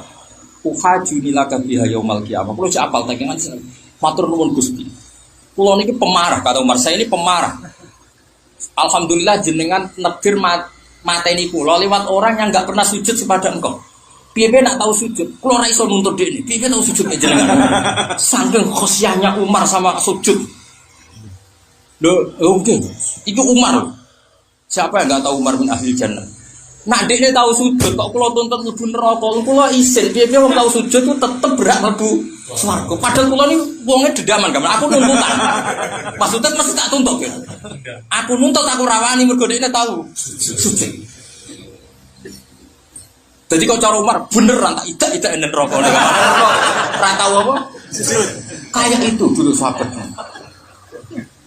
Alhamdulillah alladzi ja'ala maniyati biyadi rajulin la yasjudu laka sajdan. Yuhajuni ya yaumal qiyamah. Jadi siapapun yang pernah sujud itu sudah berhak dia masuk surga. Soal kapannya ra penting. Artinya betapa spesialnya sujud. Dan nanti ketika kita di akhirat iku roh kabeh ternyata kenangan Anda terbaik di dunia adalah sujud. Sing kuwe zaman ning donya ngono iku ora pati roh. Penting ya dhuwit, disugih-sugih, dipuja-puja. Lah kelakuan nang. Lah kowe nek ora tau kasuf ngene iki, pas kasuf pas wae neraka. Maksudnya kowe nang iso aja geman kasuf sing pas. Ya aja sampai kala Allah taala muna ilmal yakin pas tok ilmal yakin la tarawunal jah. Geman. Nah ini pensampan ngerti. Makanya ketika Ka'bah dibangun spesial itu, Ka'bah dibangun spesial, dipilihkan tanah suci, dipilihkan oleh Allah suratul ardi pusere apa? Ternyata Ka'bah yang sesakral itu oleh Allah dikomentari sederhana, li taifina wal akifina warka'is sujud. Jadi Ka'bah dibuat sedemikian rupa, serba istimewa. Itu ternyata motifnya hanya satu, supaya dipakai orang-orang sujud. Tentu yang kelar umroh di sana sujud dengan Ka'bah, yang enggak itu dipakai arah kiblat. Tapi tetap sujud ini menjadi al-maqsudul azam. Ka'bah dibikin itu untuk orang-orang yang sujud, bukan sujud untuk Ka'bah, tapi Ka'bah dibikin untuk fasilitasi sujud orang-orang. Luar biasa sujud ini sujud. Tapi problemnya kita tahu itu setelah mati. Nah, yang jenis ini sing persis dawuh Kanjeng Nabi anna sunyamun wa idamatu indabawi. Jadi manusia hakikatnya malah saiki ku ora roh. Sampeyan mati dadi roh. Makanya pertanyaan saya, kowe urip ben roh apa mergo urip kowe ora roh? Perkara urip ora roh. Kok kakek Nabi? Nah, aku ora jenis iki, paham? Aku mau jenis iki. Tadi menurut ayat apa nak gawe Nabi annasu niyamun wa idamatu indabawi. Lah kowe sampeyan misale ketemu pangeran kok kena hisab ra loro terus. Kowe mau kenal presiden itu penting, kenal menteri penting, kenal wong sugih penting. Oleh muni penting semuanya duniawi. Gak tahu keterucut muni sujud itu penting. Terus sampeyan direkam nang mahsyar. Direkam nang mahsyar. Omongan muni direkam nang mahsyar. Barang kowe muni kenal bupati penting, kenal wong sugih penting, kenal wong ayu penting. Ya kono marani wong semua anggap penting. Gak tahu keterucut muni sujud Penting. Wah, habis yakin habis. Aku ora tau muni ngono, alhamdulillah. Oh tuntas. Itu disebut fakashafna angka kita akan fabasarukal yauma hadid. Nah kita jangan sampai nanti di masa didhawuhi pangeran laqad kunta fi ghaflatin min hadza. Kira lali pentingnya sujud. Fakashafna angka kita akan saiki kita kasyaf. Fabasarukal yauma hadid. Saiki mripatem dadi cerdas. Hadid itu tajam. Roh kabeh tapi wis kliwat. Kula nu jarang salat sunat, jarang sekali. Selain sibuk, ya banyak makom pulau seperti itu. Tapi pulau nak sujud tak nikmati tenan. Karena itu kenangan terbaik saya di dunia. Pulau Nabi nak sujud rakoyo kue kan kue formalitas dos panowohi robial ala kue berapa sujud? Menggalu terus formal loh. Formalitas. Oh Nabi nak sujud itu, jos tenan. Nabi nak sujud itu oke doa standar gitu, standar MUI lah kemana. Nabi nak sujud itu muanti rambut, wabah disebut. Sampai kene ngapal kan? Saya tuh gak pernah ngapalkan hadis itu, tapi spontan itu hafal. Bukan karena ngapalkan ya, tapi memang ya seperti itu. Jadi Nabi naik sujud sajadah kalaka wajhi wa sam'i wa basari wa mukhi wa admi wa sya'ri Sampai wa mastaqal ladhi qadami. Tapi ya Allah, yang sujud kepada Engkau itu wajah saya, pendengaran, sampai wa mukhi, sumsum saya, wa sya'ri, rambut saya, wa dami, wa asbi, semua fisik. Tapi Nabi ngendikan gitu itu spontan karena ingin mengekspresikan ketergantungannya sama Allah, sampai mengistilahkan rambut kula ge derek sujud, sumsum kula ge derek sujud, wa asbi wa mukhi wa admi wa dam sampai. Sujud kan enggak. Sujud sit terus donga. Kan krungu kabar nak donga pas sujud mandi. Wah, itu langsung wis. Hubungane mbek pangeran wis kepentingan. Jadi itu sebetulnya partai politik. Wah, kowe politikus ulung, tekan pas munajat mbek pangeran sing mbok sebut ya kepentingan. Lah iya, kepentingan lha iku utek-utek. Aku ora tau donga pas sujud. Ya ora kok krana, ya ngerti anak itu donga paling mandi, tapi takut ya Allah. Di momen yang sesakral ini kok aku jek ngomong hadun isin, cara wong waras iki isin. Isin. Kita mau cerita, akhirnya rasa tersinggung. Misalnya kepeksa donga ya donya akhirat, apa donga napa? Ini penting kalau utama. Jadi paling enggak sampai ngaji saya itu saya punya kenangan bahwa saya pernah menjelaskan. Makanya saya tuh pengagum Sayyidina Umar. Sayyidina Umar itu kasar ngoten. Justru kasarnya dia, Gusti, sapa sing mateni aku? Tiang majusi ya Amirul Mukminin. Langsung nih alhamdulillah alladzi ja'ala maniyan bi dirujudin la yasjudu laka sajdah yuhajuni biya yaumil qiyamah. Artinya apa? Betapa hormatnya Umar pada sing jenenge sujud. Nganti misalnya sing tahu sujud kok mateni dekne gampang ape nuntut. Mergo piye-piye tahu sujud yang pangeran wis dadekno sah mlebu swarga. Terus cara pangeran takon, "Mar, wong tahu sujud be aku kok kon mlebu neraka." Piye-piye tahu sujud be aku kok kon mlebu neraka. Ora pantes ya, Mar. Gak iso jawab nanti kira-kira. Nah, tapi misalnya tapi dia mateni lah, ya kan tak walung di swarga. Kayak apa? Nah itu, nah Quran harus dibaca seperti saya ini, sehingga kamu tahu kualitas kata wasjud warrukais sujud. As-sajidun apa sing ayat at-taibunal abidunal hamidunal sayyidunal rabiunal sajidun. Itu disebut identitasnya wong ya at-taibun. Makomong wis sering tobat kan. Meskipun sering balik nah.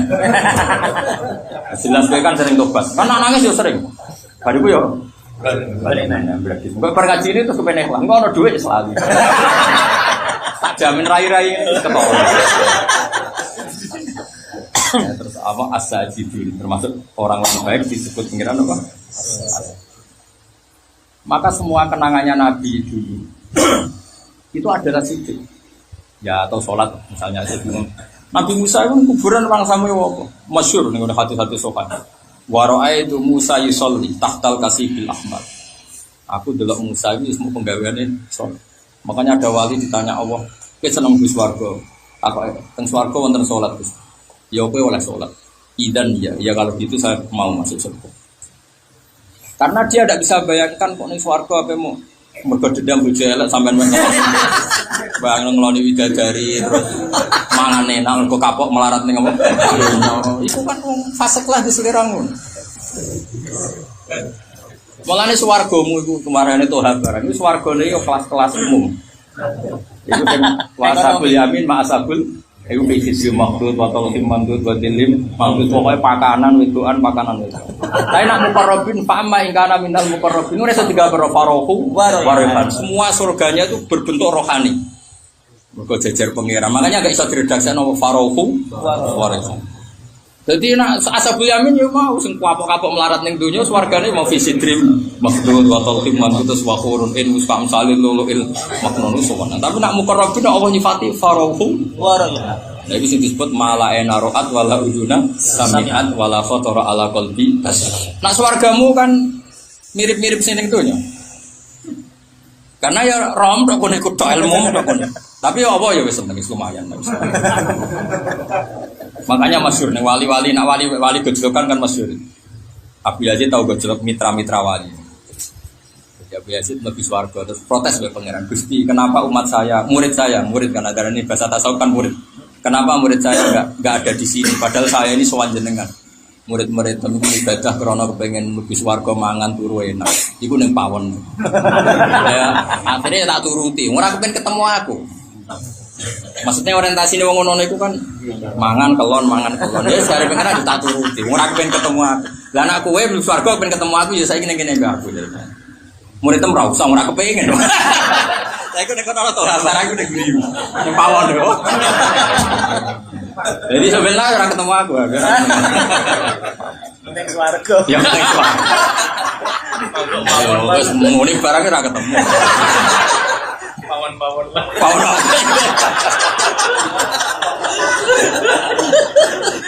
Bapak tak muni muni. Ya lagi. Makanya pertanyaan saya tadi wes iso jawab. Karena hidup kita tidak tahu, apa karena tahu kita hidup? Karena hidup kita tidak tahu. Makomem loh, orang makomem poro. Karena tadi dengan banyak hidup ini kita lihat wong ayu penting, duit penting, pangan. Jadi yang kita lihat malah semuanya jadi hijab. Ayo, jadi hijab ini wong sing ngalami sebenarnya dihitabi Allah. Laqad kunta fi ghaflatin min hada fakashafna anka gitu. Akafa basrukal jurm. Itu kayak nabi wong soleh. Kanjeng Nabi sama tak ceritani disiksa ning gone kampung Yalin. Ya teng Thaif ya, kampungnya jenenge napa? Yalin. Disiksa koyo iku dongane ngeten tok. Ketika disiksa sampai musuhe wis sakit besar. Ora wong musuhe wis sakit.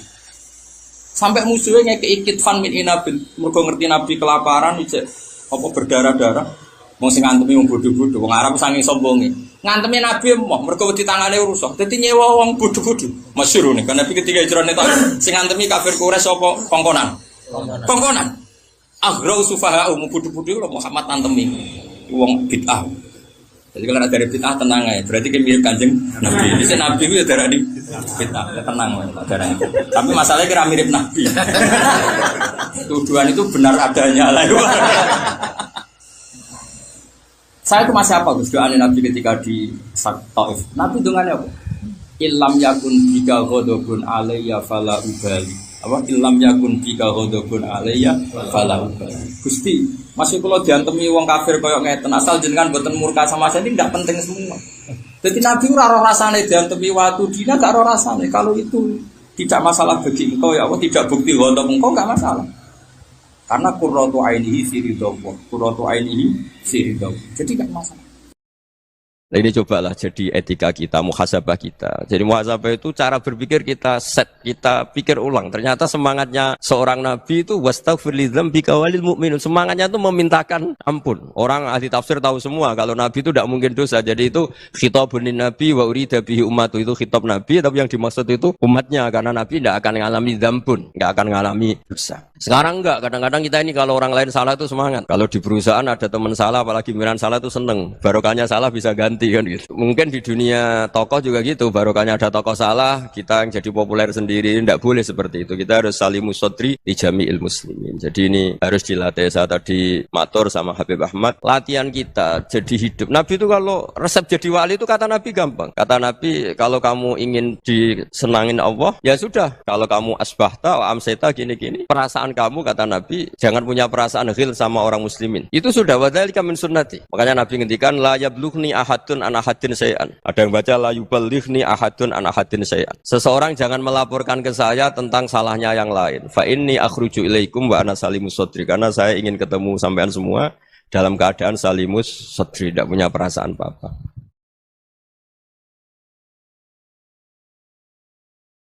Dalam konteks Indonesia, muhasabah itu sudah jadi perilaku ya. Karena dulu orang tua saya, guru-guru saya kalau ngandani itu, bayangkan kalau kamu jadi dia. Jadi misalnya kita mentang-mentang atasan, otoriter sama bawahan. Bayangkan kalau kamu jadi yang bawahan itu kayak apa? Laukun tamakanah, kalau orang Arab bilang, bayangkan kalau kamu di posisi dia. Makanya guyonannya orang-orang Indonesia itu kan orang ngaramkan judi gitu, bareng dikasih tahu. Tapi yang menang anak jenengan, alhamdulillah. Ternyata ngaramkan itu karena ada anaknya. Kalau anaknya yang menang ya seneng. Meskipun itu guyonan, tapi saya punya padanan itu dalam kitab Hikam. Nabi Ibrahim itu Khalilur Rahman, tentu bencinya minta ampun sama yang namanya maksiat. Suatu saat beliau diterbangkan di alam malakut. Itu kalau di Hikam saya halaman 15 juga. Saya masih ingat betul. Mungkin kalau Anda beda halaman karena beda cetakan. Atau nggak punya kitabnya. Atau punya tapi tidak bisa baca. Nah, itu jadi berbagai kemungkinan. Atau punya tidak bisa baca tapi dianggap jimat. Atau digo pencitraan. Banyak itu kaji-kaji tidak bisa baca kitab tapi di ruang tamunya kitabnya besar-besar. Pencitraan itu. Tapi ya bagus lah, nggak apa-apa untuk syiar. Setelah diterbangkan di alam malakut, diperlihatkan sama Allah. Ada orang pezina, ada orang syaribul khomri, ada orang mabuk, ada orang macam-macam. Allah tanya sama Nabi Ibrahim, bagaimana pendapat kamu Ibrahim tentang mereka yang maksiat?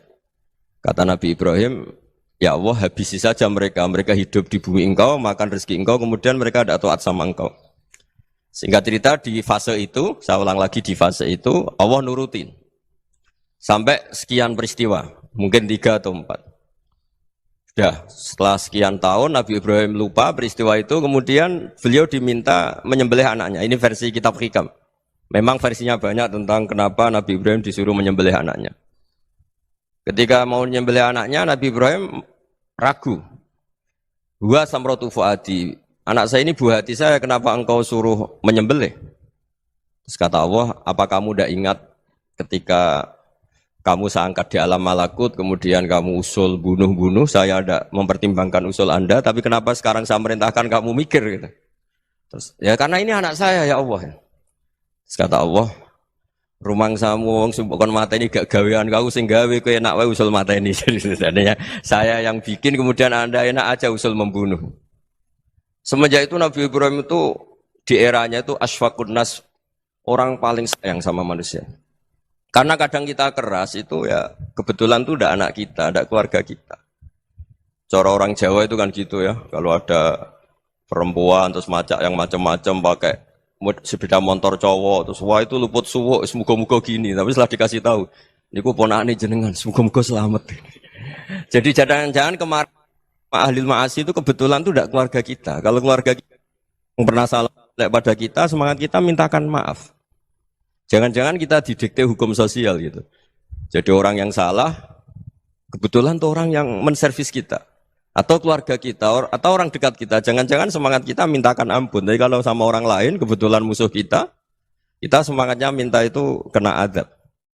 Nah ini yang nggak boleh dalam Islam. Islam mengajarkan niru Rasulullah SAW, Nabi itu rahmatal lil alamin. Bahkan kemarin saya ngaji virtual sama beberapa habaib, ada Habib Ali Al-Jufri dari Mesir, ada Habib Alwi dari Kuitang, ada Habib Nabil Al-Musawa.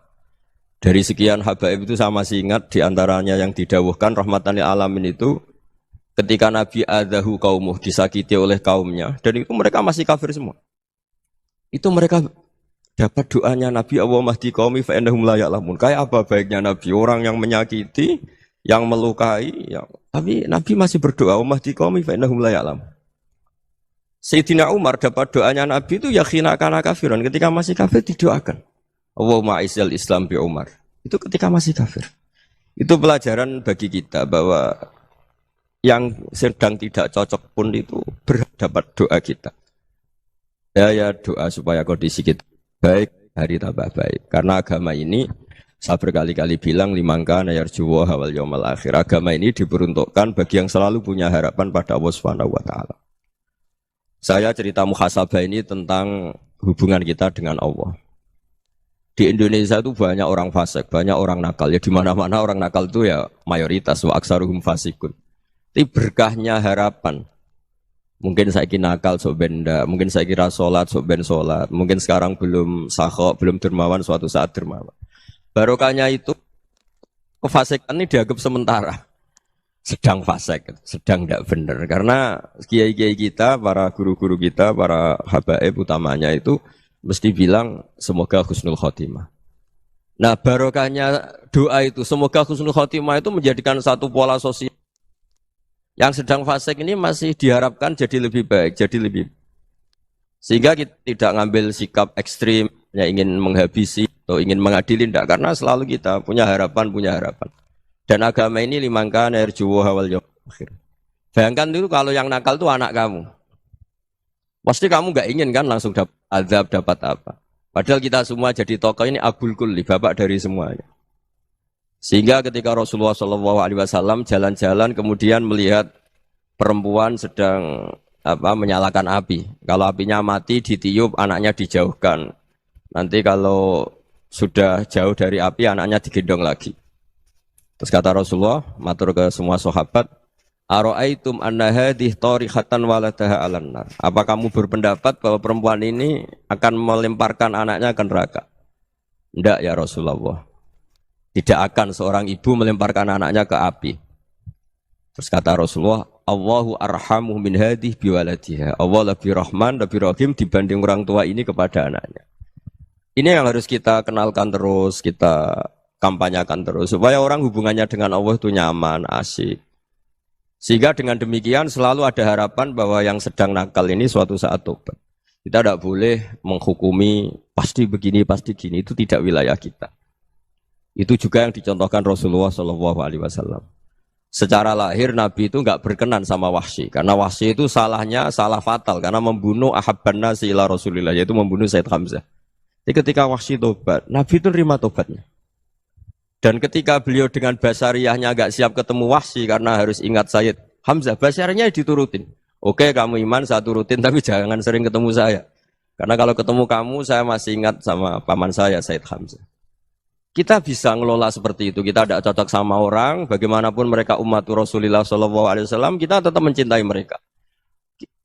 Misalnya kalau beda agama, mereka sama-sama orang Indonesia, kita mencintai mereka atas nama warga Indonesia. Tapi kalau misalnya potongannya ura cocok, beda kultur, bawaannya itu mangkelno cara Jawa, ya bisa diilmoni, jangan ketemu. Wong sudah tidak cocok, ingin ketemu nyari solusi. Roh ini tok seneng itu kan ya repot itu. Ya sudah kalau nggak pati cocok ya jangan sering ketemu. Dan itu kita bisa memanage seperti itu tuh bisa. Saya berkali-kali cerita tentang Imam Syafi'i. Kalau dikasih tahu ya Imam Aba Abdillah, panggilannya Imam Syafi'i, tetangga Anda ini ternyata banyak yang nggak senang Anda. Jawabnya beliau senang. Ya bagus kalau nggak senang saya, Anda utang saya katanya.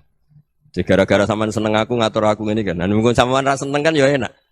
Jadi hidup itu dianggap happy. Kalau seneng ya teman silaturahim, kalau nggak seneng ya nggak bakal utang gitu. Baru kayak seneng itu nggak ganggu. Gitu. Jadi dulu itu orang bisa ngelola seneng nggak seneng itu bisa. Karena ada kearifan hubungan dengan Allah Subhanahu wa Ta'ala. Hidupnya selesai karena masyghul bi dzikrillah. Mereka sibuk dengan Allah. Makanya kata ulama-ulama tasawuf, kamu jangan melihat manusia perilakunya, tapi kamu juga harus ingat yang gerakkan semua itu Allah Subhanahu wa Ta'ala. Dengan demikian kita faroh, kita senang.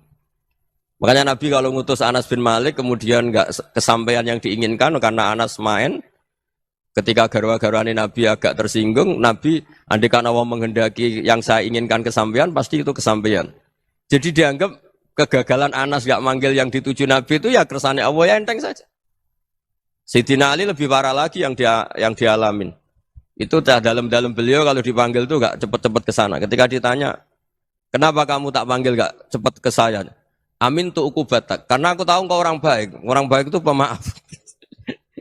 Jadi makanya orang-orang soleh dulu itu bodoni itu. Makanya sekarang kalau ada orang bodoni itu mesti bidik orang soleh. Kalau orang-orang soleh itu kakean husnudzon lagi sering dibodonin. Abdul bin Umar itu masyhur itu. Kalau ada budaknya sering sholat, sergap sholat itu dimerdekakan. Akhirnya enggak sholat pun pura-pura sholat. Akhirnya juga dimerdekakan. Ketika ditanya, kenapa engkau merdekakan? Padahal mereka sholatnya menipu engkau, kata pembisik-pembisik itu. Man khoda'ana lillah in khoda'na lah.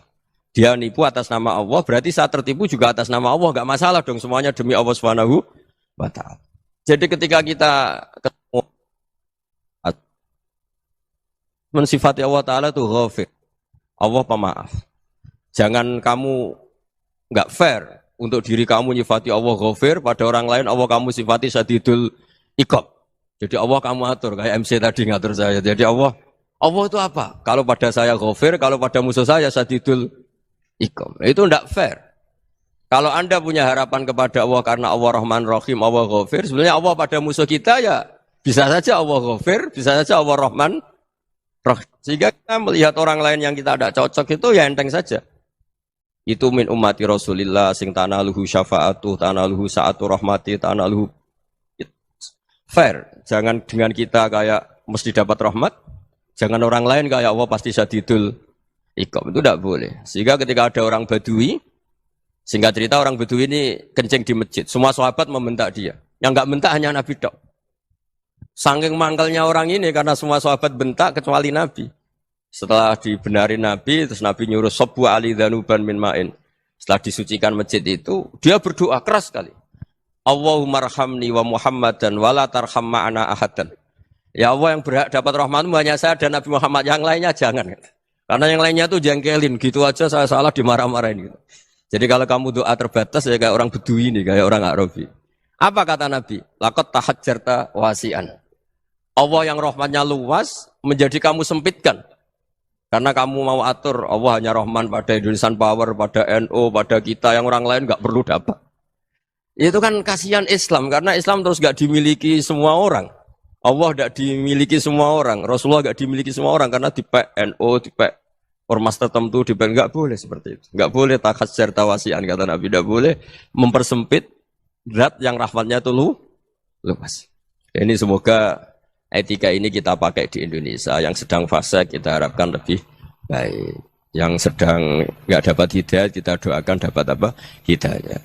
Masyhur kan, makanya tadi saya mohon sama Habib Ali supaya Habib Ahmad supaya tetap mahalul qiyam tabaruk sama Habib Ali di antara doa-doa di Simtud Duror masyhur itu antuqabilal mudhniba minnah bil ghufran wal musi'a bil ihsan. Jadi harapannya para habaib, para orang-orang baik dulu ya semoga yang dosa itu dimaafkan, yang sedang salah dibuka, bikin lebih baik.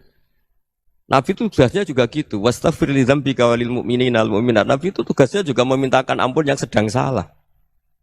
Nah ini cobalah jadi etika kita, muhasabah kita. Jadi muhasabah itu cara berpikir kita set, kita pikir ulang. Ternyata semangatnya seorang nabi itu wastaghfir li dzambika walil mu'minun. Semangatnya itu memintakan ampun. Orang ahli tafsir tahu semua kalau nabi itu tidak mungkin dosa. Jadi itu khitabun lin nabi wa urida bihi ummatu, itu khitab nabi, tapi yang dimaksud itu umatnya, karena nabi tidak akan mengalami dzambun, tidak akan mengalami dosa. Sekarang enggak, kadang-kadang kita ini kalau orang lain salah itu semangat. Kalau di perusahaan ada teman salah, apalagi pimpinan salah itu seneng. Barokahnya salah bisa ganti kan gitu. Jadi kalau mungkin di dunia tokoh juga gitu, barokahnya ada tokoh salah, kita yang jadi populer sendiri, tidak boleh seperti itu. Kita harus salimus sodri di jami'il muslimin. Jadi ini harus dilatih. Saya tadi matur sama Habib Ahmad, latihan kita jadi hidup. Nabi itu kalau resep jadi wali itu kata Nabi gampang. Kata Nabi, kalau kamu ingin disenangin Allah, ya sudah. Kalau kamu asbahta, amseta, gini-gini, perasaan kamu, kata Nabi, jangan punya perasaan ghil sama orang muslimin. Itu sudah wadzalika min sunnati. Makanya Nabi ngendikan la yablughni ahadun an ahadin syai'an. Ada yang baca la yuballighni ahadun an ahadin syai'an. Seseorang jangan melaporkan ke saya tentang salahnya yang lain. Fa inni akhruju ilaikum wa ana salimus sadri. Karena saya ingin ketemu sampean semua dalam keadaan salimus sadri, tidak punya perasaan apa-apa. Karena kalau nurutin membisik, nurutin informasi itu ya repot, karena orang pasti sepihak. Ada kiai yang top, datang ke kampung-kampung ning desa-desa. Kata yang seneng itu punya akhlak. Wah itu bagus orang besar datang ke kampung-kampung. Kata yang enggak seneng, wah itu jobnya kiai kecil kok diambil, itu kan ya kasihan itu kan sudut pandang. Makanya saya sering bilang, akal kita ini cukup untuk mentasdik Rasulullah SAW. Meskipun perasaan kita kadang orang Jawa itu beda. Saya berkali-kali bilang sama peneliti dari Jogja, kenapa sih Gus para nabi itu kok poligami istrinya banyak? Nabi Dawud katanya itu berapa? Nabi Sulaiman malah jumlahnya agak terbatasin. Nabi Muhammad itu paling sedikit. Saya tanya gini, perempuan itu orang lemah, jadi kalau nolong orang satu gimana baik? Kalau nolong orang dua ya lebih baik, ya sudah kira-kira seperti itu.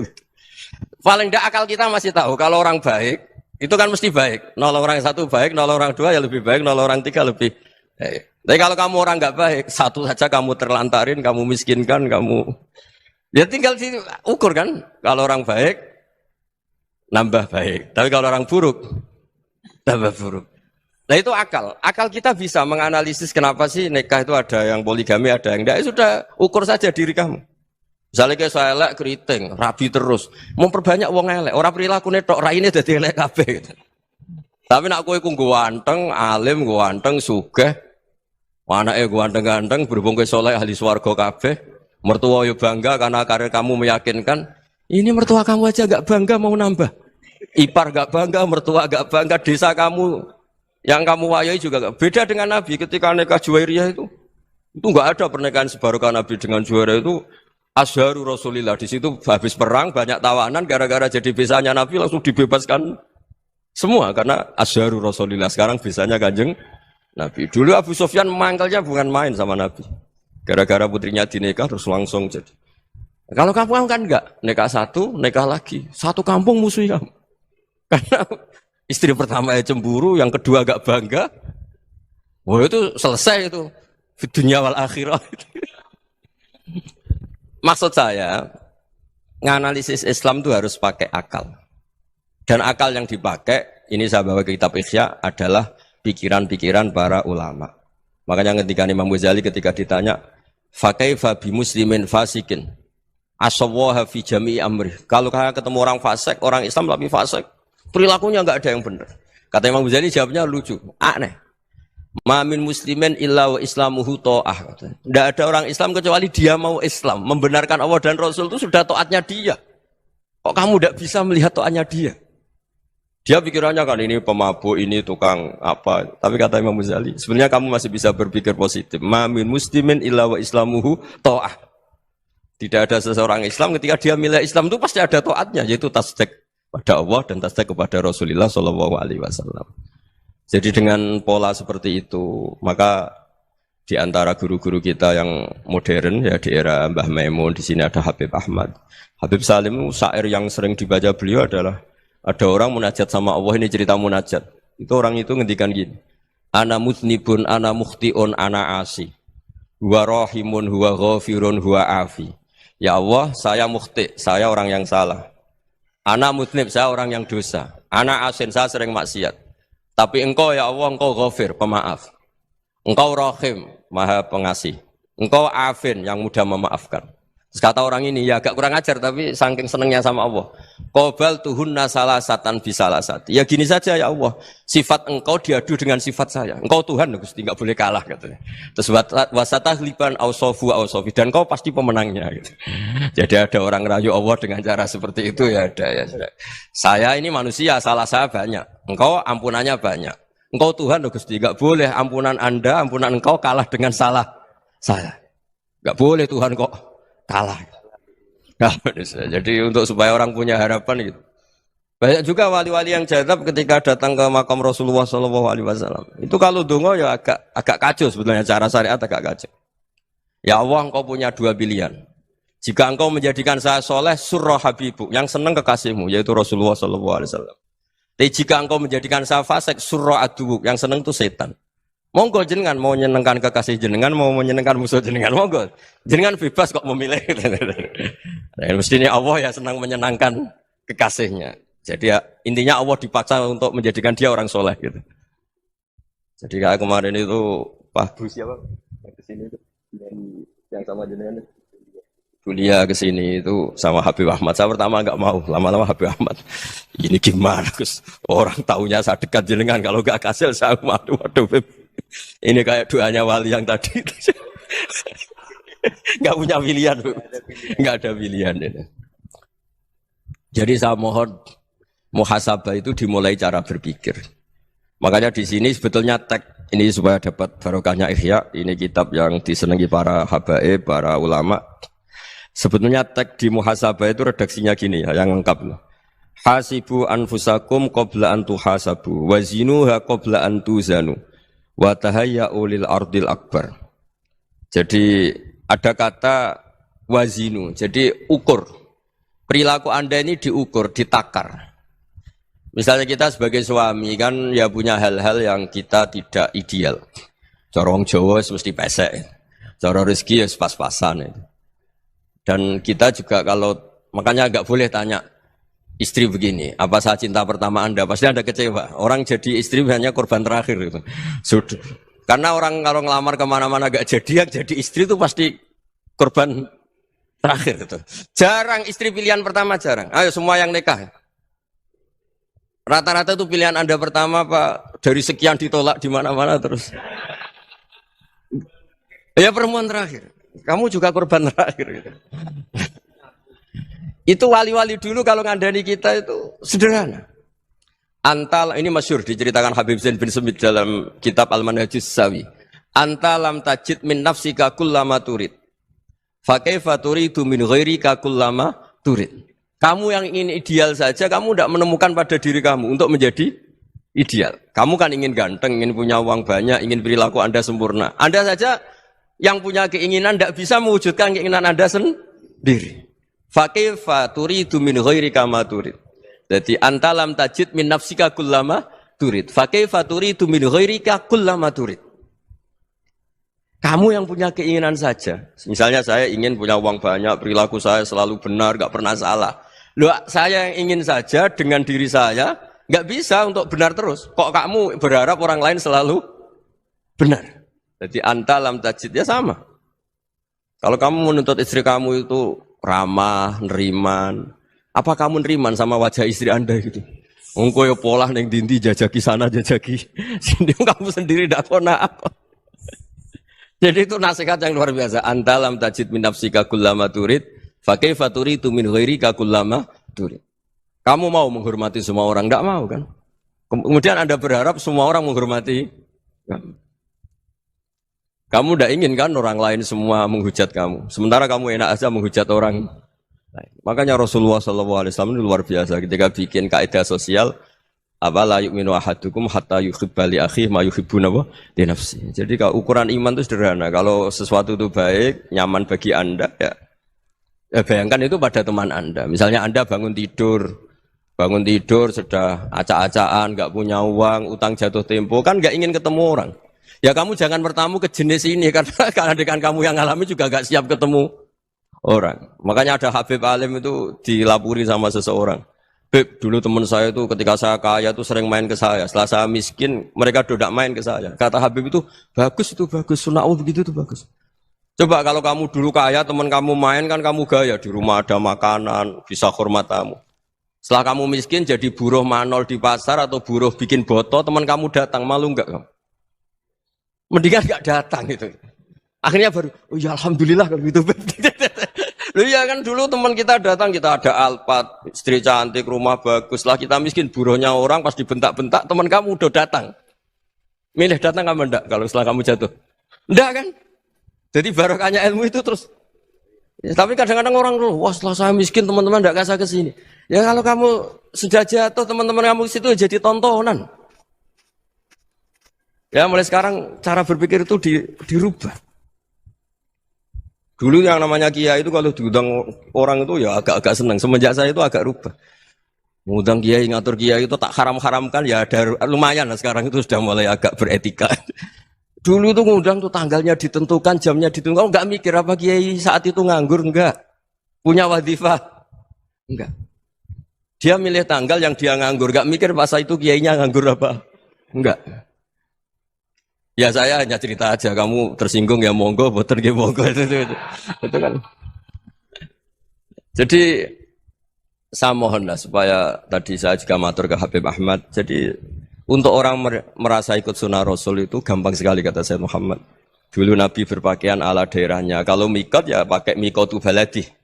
Karena Nabi orang Madinah dan beliau berdomisili di Madinah ya misalnya mikotnya dari Bir Ali misalnya. Tapi kalau Anda orang kawasan Tanim mau umrah ya dari Tanim. Misalnya kawasan Jirona ya dari Jirona. Artinya apa? Kamu ngambil mikot karena Nabi mikot misalnya dari Bir Ali. Bukan berarti kamu harus seperti Nabi di Bir Ali. Kamu orang Mekah misalnya. Kamu orang Tanim. Orang dia harus dari mikot itu apa? Baladi.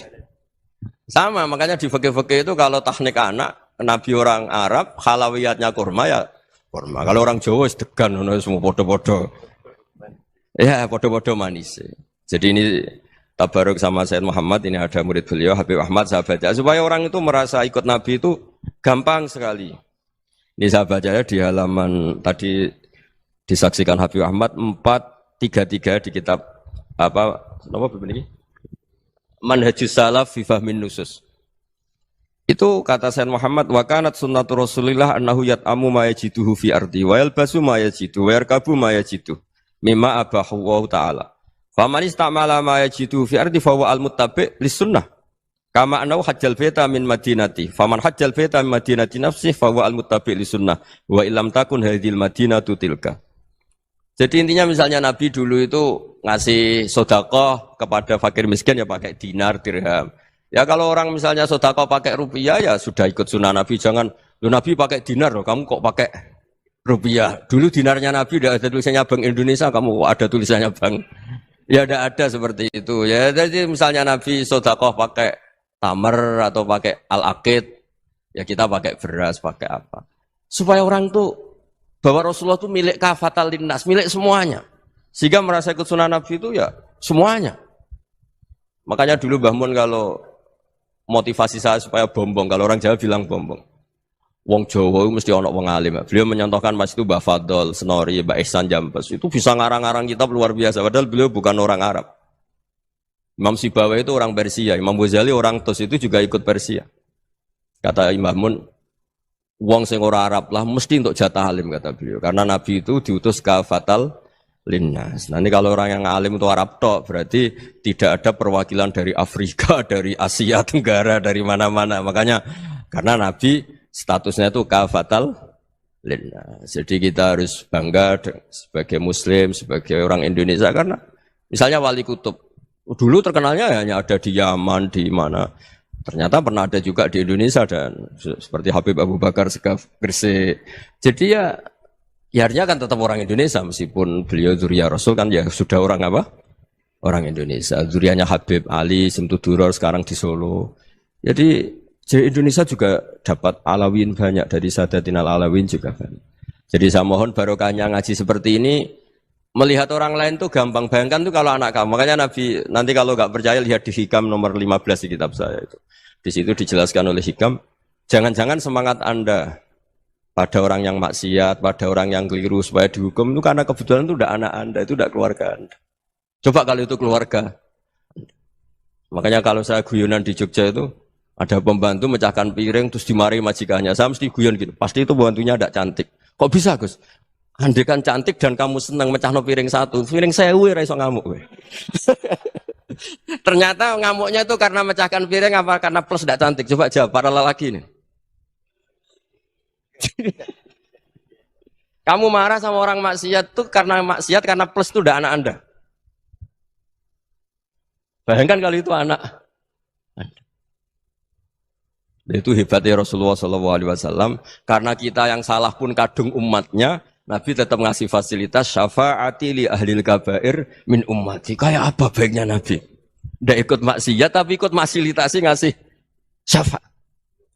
Loh kalau li ahlil ibadah kan wajar. Nabi ketika ini syafaati li ahlil kabair min ummati. Ya karena tadi logika yang dibangun Rasulullah itu logika yang luar biasa. Kita semangat orang lain kena hukuman itu karena kita tidak punya ra'fah, tidak punya rahmah. Coba kalau Rasulullah yang bil mu'minina ra'ufur rahim, semangatnya itu mendoakan supaya tobat, mendoakan diampuni.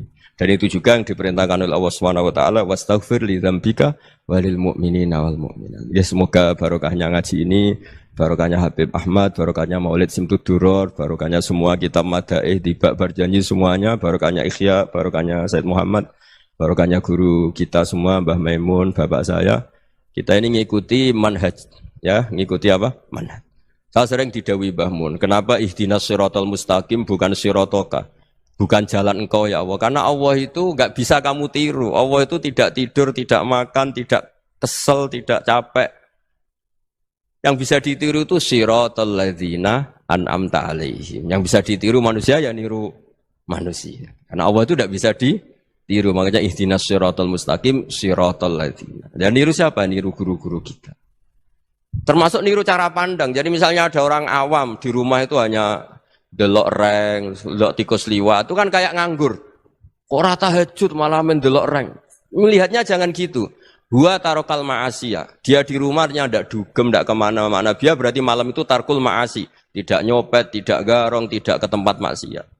Susahnya apa sih husnudzon? Jadi jangan lihat huwa tarkut tahajud, huwa tarokat tahajud, wa taroka qiyamul lail. Oke ya, namanya orang begitu ya tidak tahajud, tidak qiyamul lail. Tapi susahnya apa sih kamu bilang huwa tarokal ma'asiyah? Dia juga meninggalkan maksiat dan tarkul maksiat itu ibadah. Supaya orang tuh gampang lah khusnudzan sama orang muslim. Ini orang mukmin, orang yang luar biasa. Di mata Allah itu orang yang luar biasa. Kayak tadi Imam Ghazali, kalau saya ketemu orang muslim kemudian dia tidak pernah baik, gimana? Kata Imam Ghazali, ma min muslimin illa wa islamuhu ta'ah.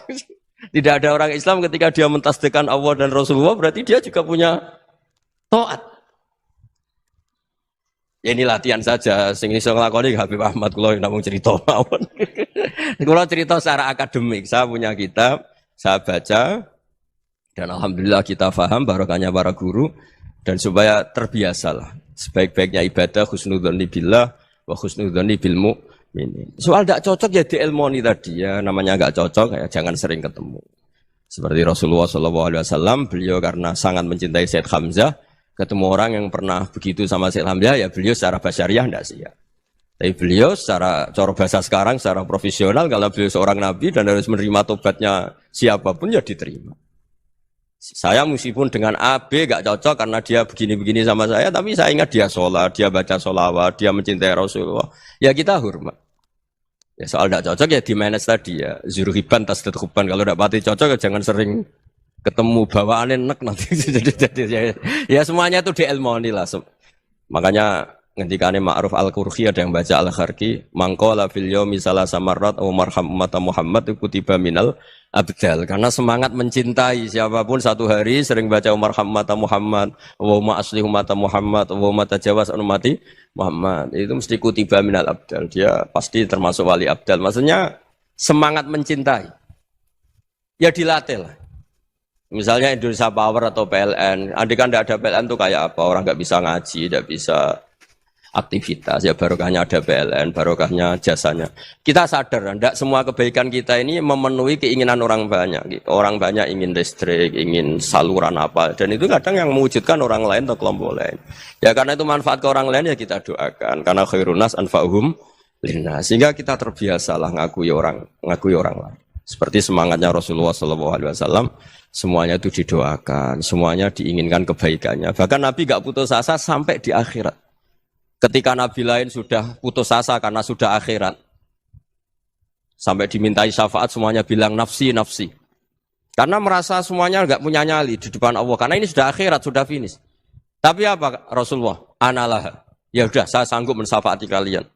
Terus kata Nabi, fa'atiyal arsya. Saya mendatangi aras, fa'akhiru lahu sajidan, saya sujud. Wa ahmaduhu bimahamida allamaniha rabbi. Kemudian saya tetap muji Allah dengan pujian yang terus menerus. Padahal sudah di akhirat, sudah finish. Nabi dimintai syafaat masih sanggup. Karena Nabi tahu, akhirat tidak bisa mendikte Allah. Tidak bisa Allah terus bilang, ya Allah ini akhirat loh, engkau sudah tidak boleh mensyafaat. Tidak bisa. Allah tidak bisa diganggu akhirat. Allah tidak boleh dibatalkan rahmannya oleh akhirat. Allah tetap rahman rahim abadal abad. Dan Nabi tahu itu.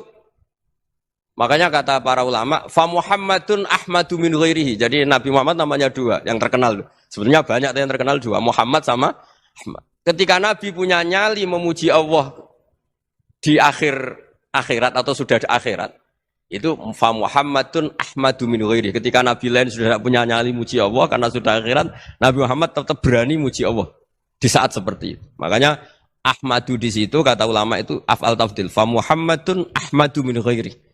Kanjeng Nabi lebih memuji Allah di saat yang Nabi lain sudah tidak punya nyali untuk memuji Allah di saat itu. Makanya kata Nabi fa akhiru lahu sajidan wa ahmadhu bimahamida allamaniha rabbi. Akhirnya setelah lama gitu terus Allah ngendikan ya Muhammad irfa' ra'sak wasal tu'tah wasfa' tusyaffa. Sudah Muhammad angkat kepala kamu minta apa saat turutin, dan kalau kamu ingin mensyafaati umatmu saya beri hak apa? Syafaat. Nah, semoga semangat itu juga menjadikan kita munajat bahwa rahmat Allah tidak terbatas, harapan juga tidak terbatas. Mungkin yang sedang nakal ya kita katakan sedang. Jangan terus kamu pastikan, wah ini mesti su'ul khotimah, mesti tidak orang baik.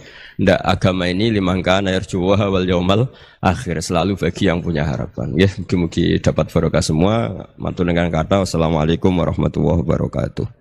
Dalam konteks Indonesia, muhasabah itu sudah jadi perilaku ya. Karena dulu orang tua saya, guru-guru saya kalau ngandani itu, bayangkan kalau kamu jadi dia ya. Jadi misalnya kita mentang-mentang atasan, otoriter sama bawahan. Bayangkan kalau kamu jadi yang bawahan itu kayak apa? Laukun tamakanah, kalau orang Arab bilang, bayangkan kalau kamu di posisi dia. Makanya guyonannya orang-orang Indonesia itu kan orang ngaramkan judi gitu, bareng dikasih tahu. Tapi yang menang anak jenengan, alhamdulillah. Ternyata ngaramkan itu karena ada anaknya. Kalau anaknya yang menang ya seneng. Meskipun itu guyonan, tapi saya punya padanan itu dalam kitab Hikam. Nabi Ibrahim itu Khalilur Rahman, tentu bencinya minta ampun sama yang namanya maksiat. Suatu saat beliau diterbangkan di alam malakut. Itu kalau di Hikam saya halaman 15 juga. Saya masih ingat betul. Mungkin kalau Anda beda halaman karena beda cetakan. Atau enggak punya kitabnya. Atau punya tapi tidak bisa baca. Nah itu jadi berbagai kemungkinan. Atau punya tidak bisa baca tapi dianggap jimat. Atau digo pencitraan. Banyak itu kaji-kaji tidak bisa baca kitab tapi di ruang tamunya kitabnya besar-besar. Pencitraan itu, tapi ya bagus lah, nggak apa-apa untuk syiar. Setelah diterbangkan di alam malakut, diperlihatkan sama Allah, ada orang pezina, ada orang syaribul khomri, ada orang mabuk, ada orang macam-macam. Allah tanya sama Nabi Ibrahim, bagaimana pendapat kamu Ibrahim tentang mereka yang maksiat? Kata Nabi Ibrahim, ya Allah habisi saja mereka, mereka hidup di bumi engkau, makan rezeki engkau, kemudian mereka tidak taat sama engkau. Singkat cerita di fase itu, saya ulang lagi di fase itu, Allah nurutin. Sampai sekian peristiwa, mungkin 3 atau 4.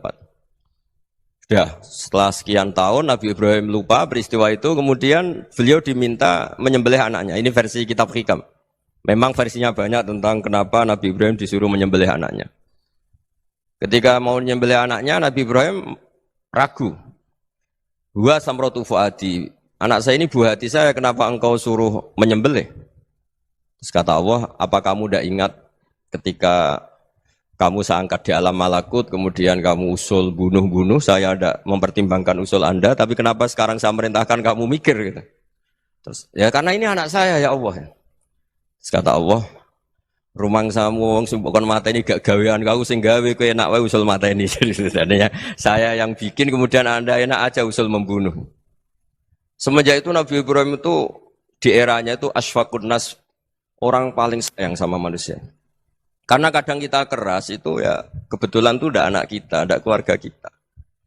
Cara orang Jawa itu kan gitu ya, kalau ada perempuan terus macak yang macam-macam pakai sepeda motor cowok terus wah itu luput suwuk, semoga-moga gini. Tapi setelah dikasih tahu, niku ponakane jenengan, semoga-moga selamat. Jadi jangan-jangan kemarin ahli ma'asi itu kebetulan itu tidak keluarga kita. Kalau keluarga kita yang pernah salah pada kita, semangat kita mintakan maaf. Jangan-jangan kita didikte hukum sosial gitu. Jadi orang yang salah, kebetulan itu orang yang menservis kita. Atau keluarga kita, atau orang dekat kita. Jangan-jangan semangat kita mintakan ampun. Tapi kalau sama orang lain, kebetulan musuh kita semangatnya minta itu kena adab. Nah ini yang nggak boleh dalam Islam. Islam mengajarkan niru Rasulullah SAW, Nabi itu rahmatal lil alamin. Bahkan kemarin saya ngaji virtual sama beberapa habaib, ada Habib Ali Al-Jufri dari Mesir, ya. Ada Habib Alwi dari Kuitang, ada Habib Nabil Al-Musawa. Dari sekian habaib itu saya masih ingat diantaranya yang didawuhkan rahmatan lil alamin itu ketika Nabi adahu kaumuh, disakiti oleh kaumnya, dan itu mereka masih kafir semua. Itu mereka dapat doanya Nabi, Allah mahdi qaumi fa innahum la ya'lamun. Kayak apa baiknya Nabi, orang yang menyakiti, yang melukai, tapi Nabi masih berdoa, Allah mahdi qaumi fa innahum la ya'lamun. Sayyidina Umar dapat doanya Nabi itu yakhina kana kafiran, ketika masih kafir didoakan. Allahumma aizzal Islam bi Umar. Itu ketika masih kafir. Itu pelajaran bagi kita bahwa yang sedang tidak cocok pun itu berdapat doa kita. Ya doa supaya kondisi kita baik, hari tambah baik. Karena agama ini, saya berkali-kali bilang, limangka nayarjuwa hawal yawmal akhir. Agama ini diperuntukkan bagi yang selalu punya harapan pada Allah Subhanahu wa Ta'ala. Saya cerita muhasabah ini tentang hubungan kita dengan Allah. Di Indonesia itu banyak orang fasik, banyak orang nakal. Ya di mana-mana orang nakal itu ya mayoritas, wa aksaruhum fasikun. Tapi berkahnya harapan. Mungkin saya kira nakal sok benda, mungkin saya kira sholat sok ben sholat, mungkin sekarang belum sakhok, belum dermawan, suatu saat dermawan. Barokahnya itu kefasikan ini dianggap sementara, sedang fasik, sedang tidak benar. Karena kiai-kiai kita, para guru-guru kita, para habaib utamanya itu mesti bilang semoga husnul khotimah. Nah, barokahnya doa itu, semoga husnul khotimah itu menjadikan satu pola sosial. Yang sedang fasik ini masih diharapkan jadi lebih baik, jadi lebih. Sehingga kita tidak ngambil sikap ekstrim, ya ingin menghabisi atau ingin mengadili, tidak. Karena selalu kita punya harapan, Dan agama ini limangkan erjuwo hawal yawm akhir. Bayangkan itu kalau yang nakal itu anak kamu. Pasti kamu nggak ingin kan langsung dapat azab, dapat apa. Padahal kita semua jadi tokoh ini abul kulli, bapak dari semuanya. Sehingga ketika Rasulullah SAW jalan-jalan kemudian melihat perempuan sedang menyalakan api. Kalau apinya mati ditiup, anaknya dijauhkan. Nanti kalau sudah jauh dari api, anaknya digendong lagi. Terus kata Rasulullah, matur ke semua sahabat, Aro'aitum anna hadih tarihatan waladaha alan nar. Apa kamu berpendapat bahwa perempuan ini akan melemparkan anaknya ke neraka? Tidak ya Rasulullah. Tidak akan seorang ibu melemparkan anaknya ke api. Terus kata Rasulullah, Allahu arhamu min hadih biwaladiha. Allah lebih rahman, lebih rahim dibanding orang tua ini kepada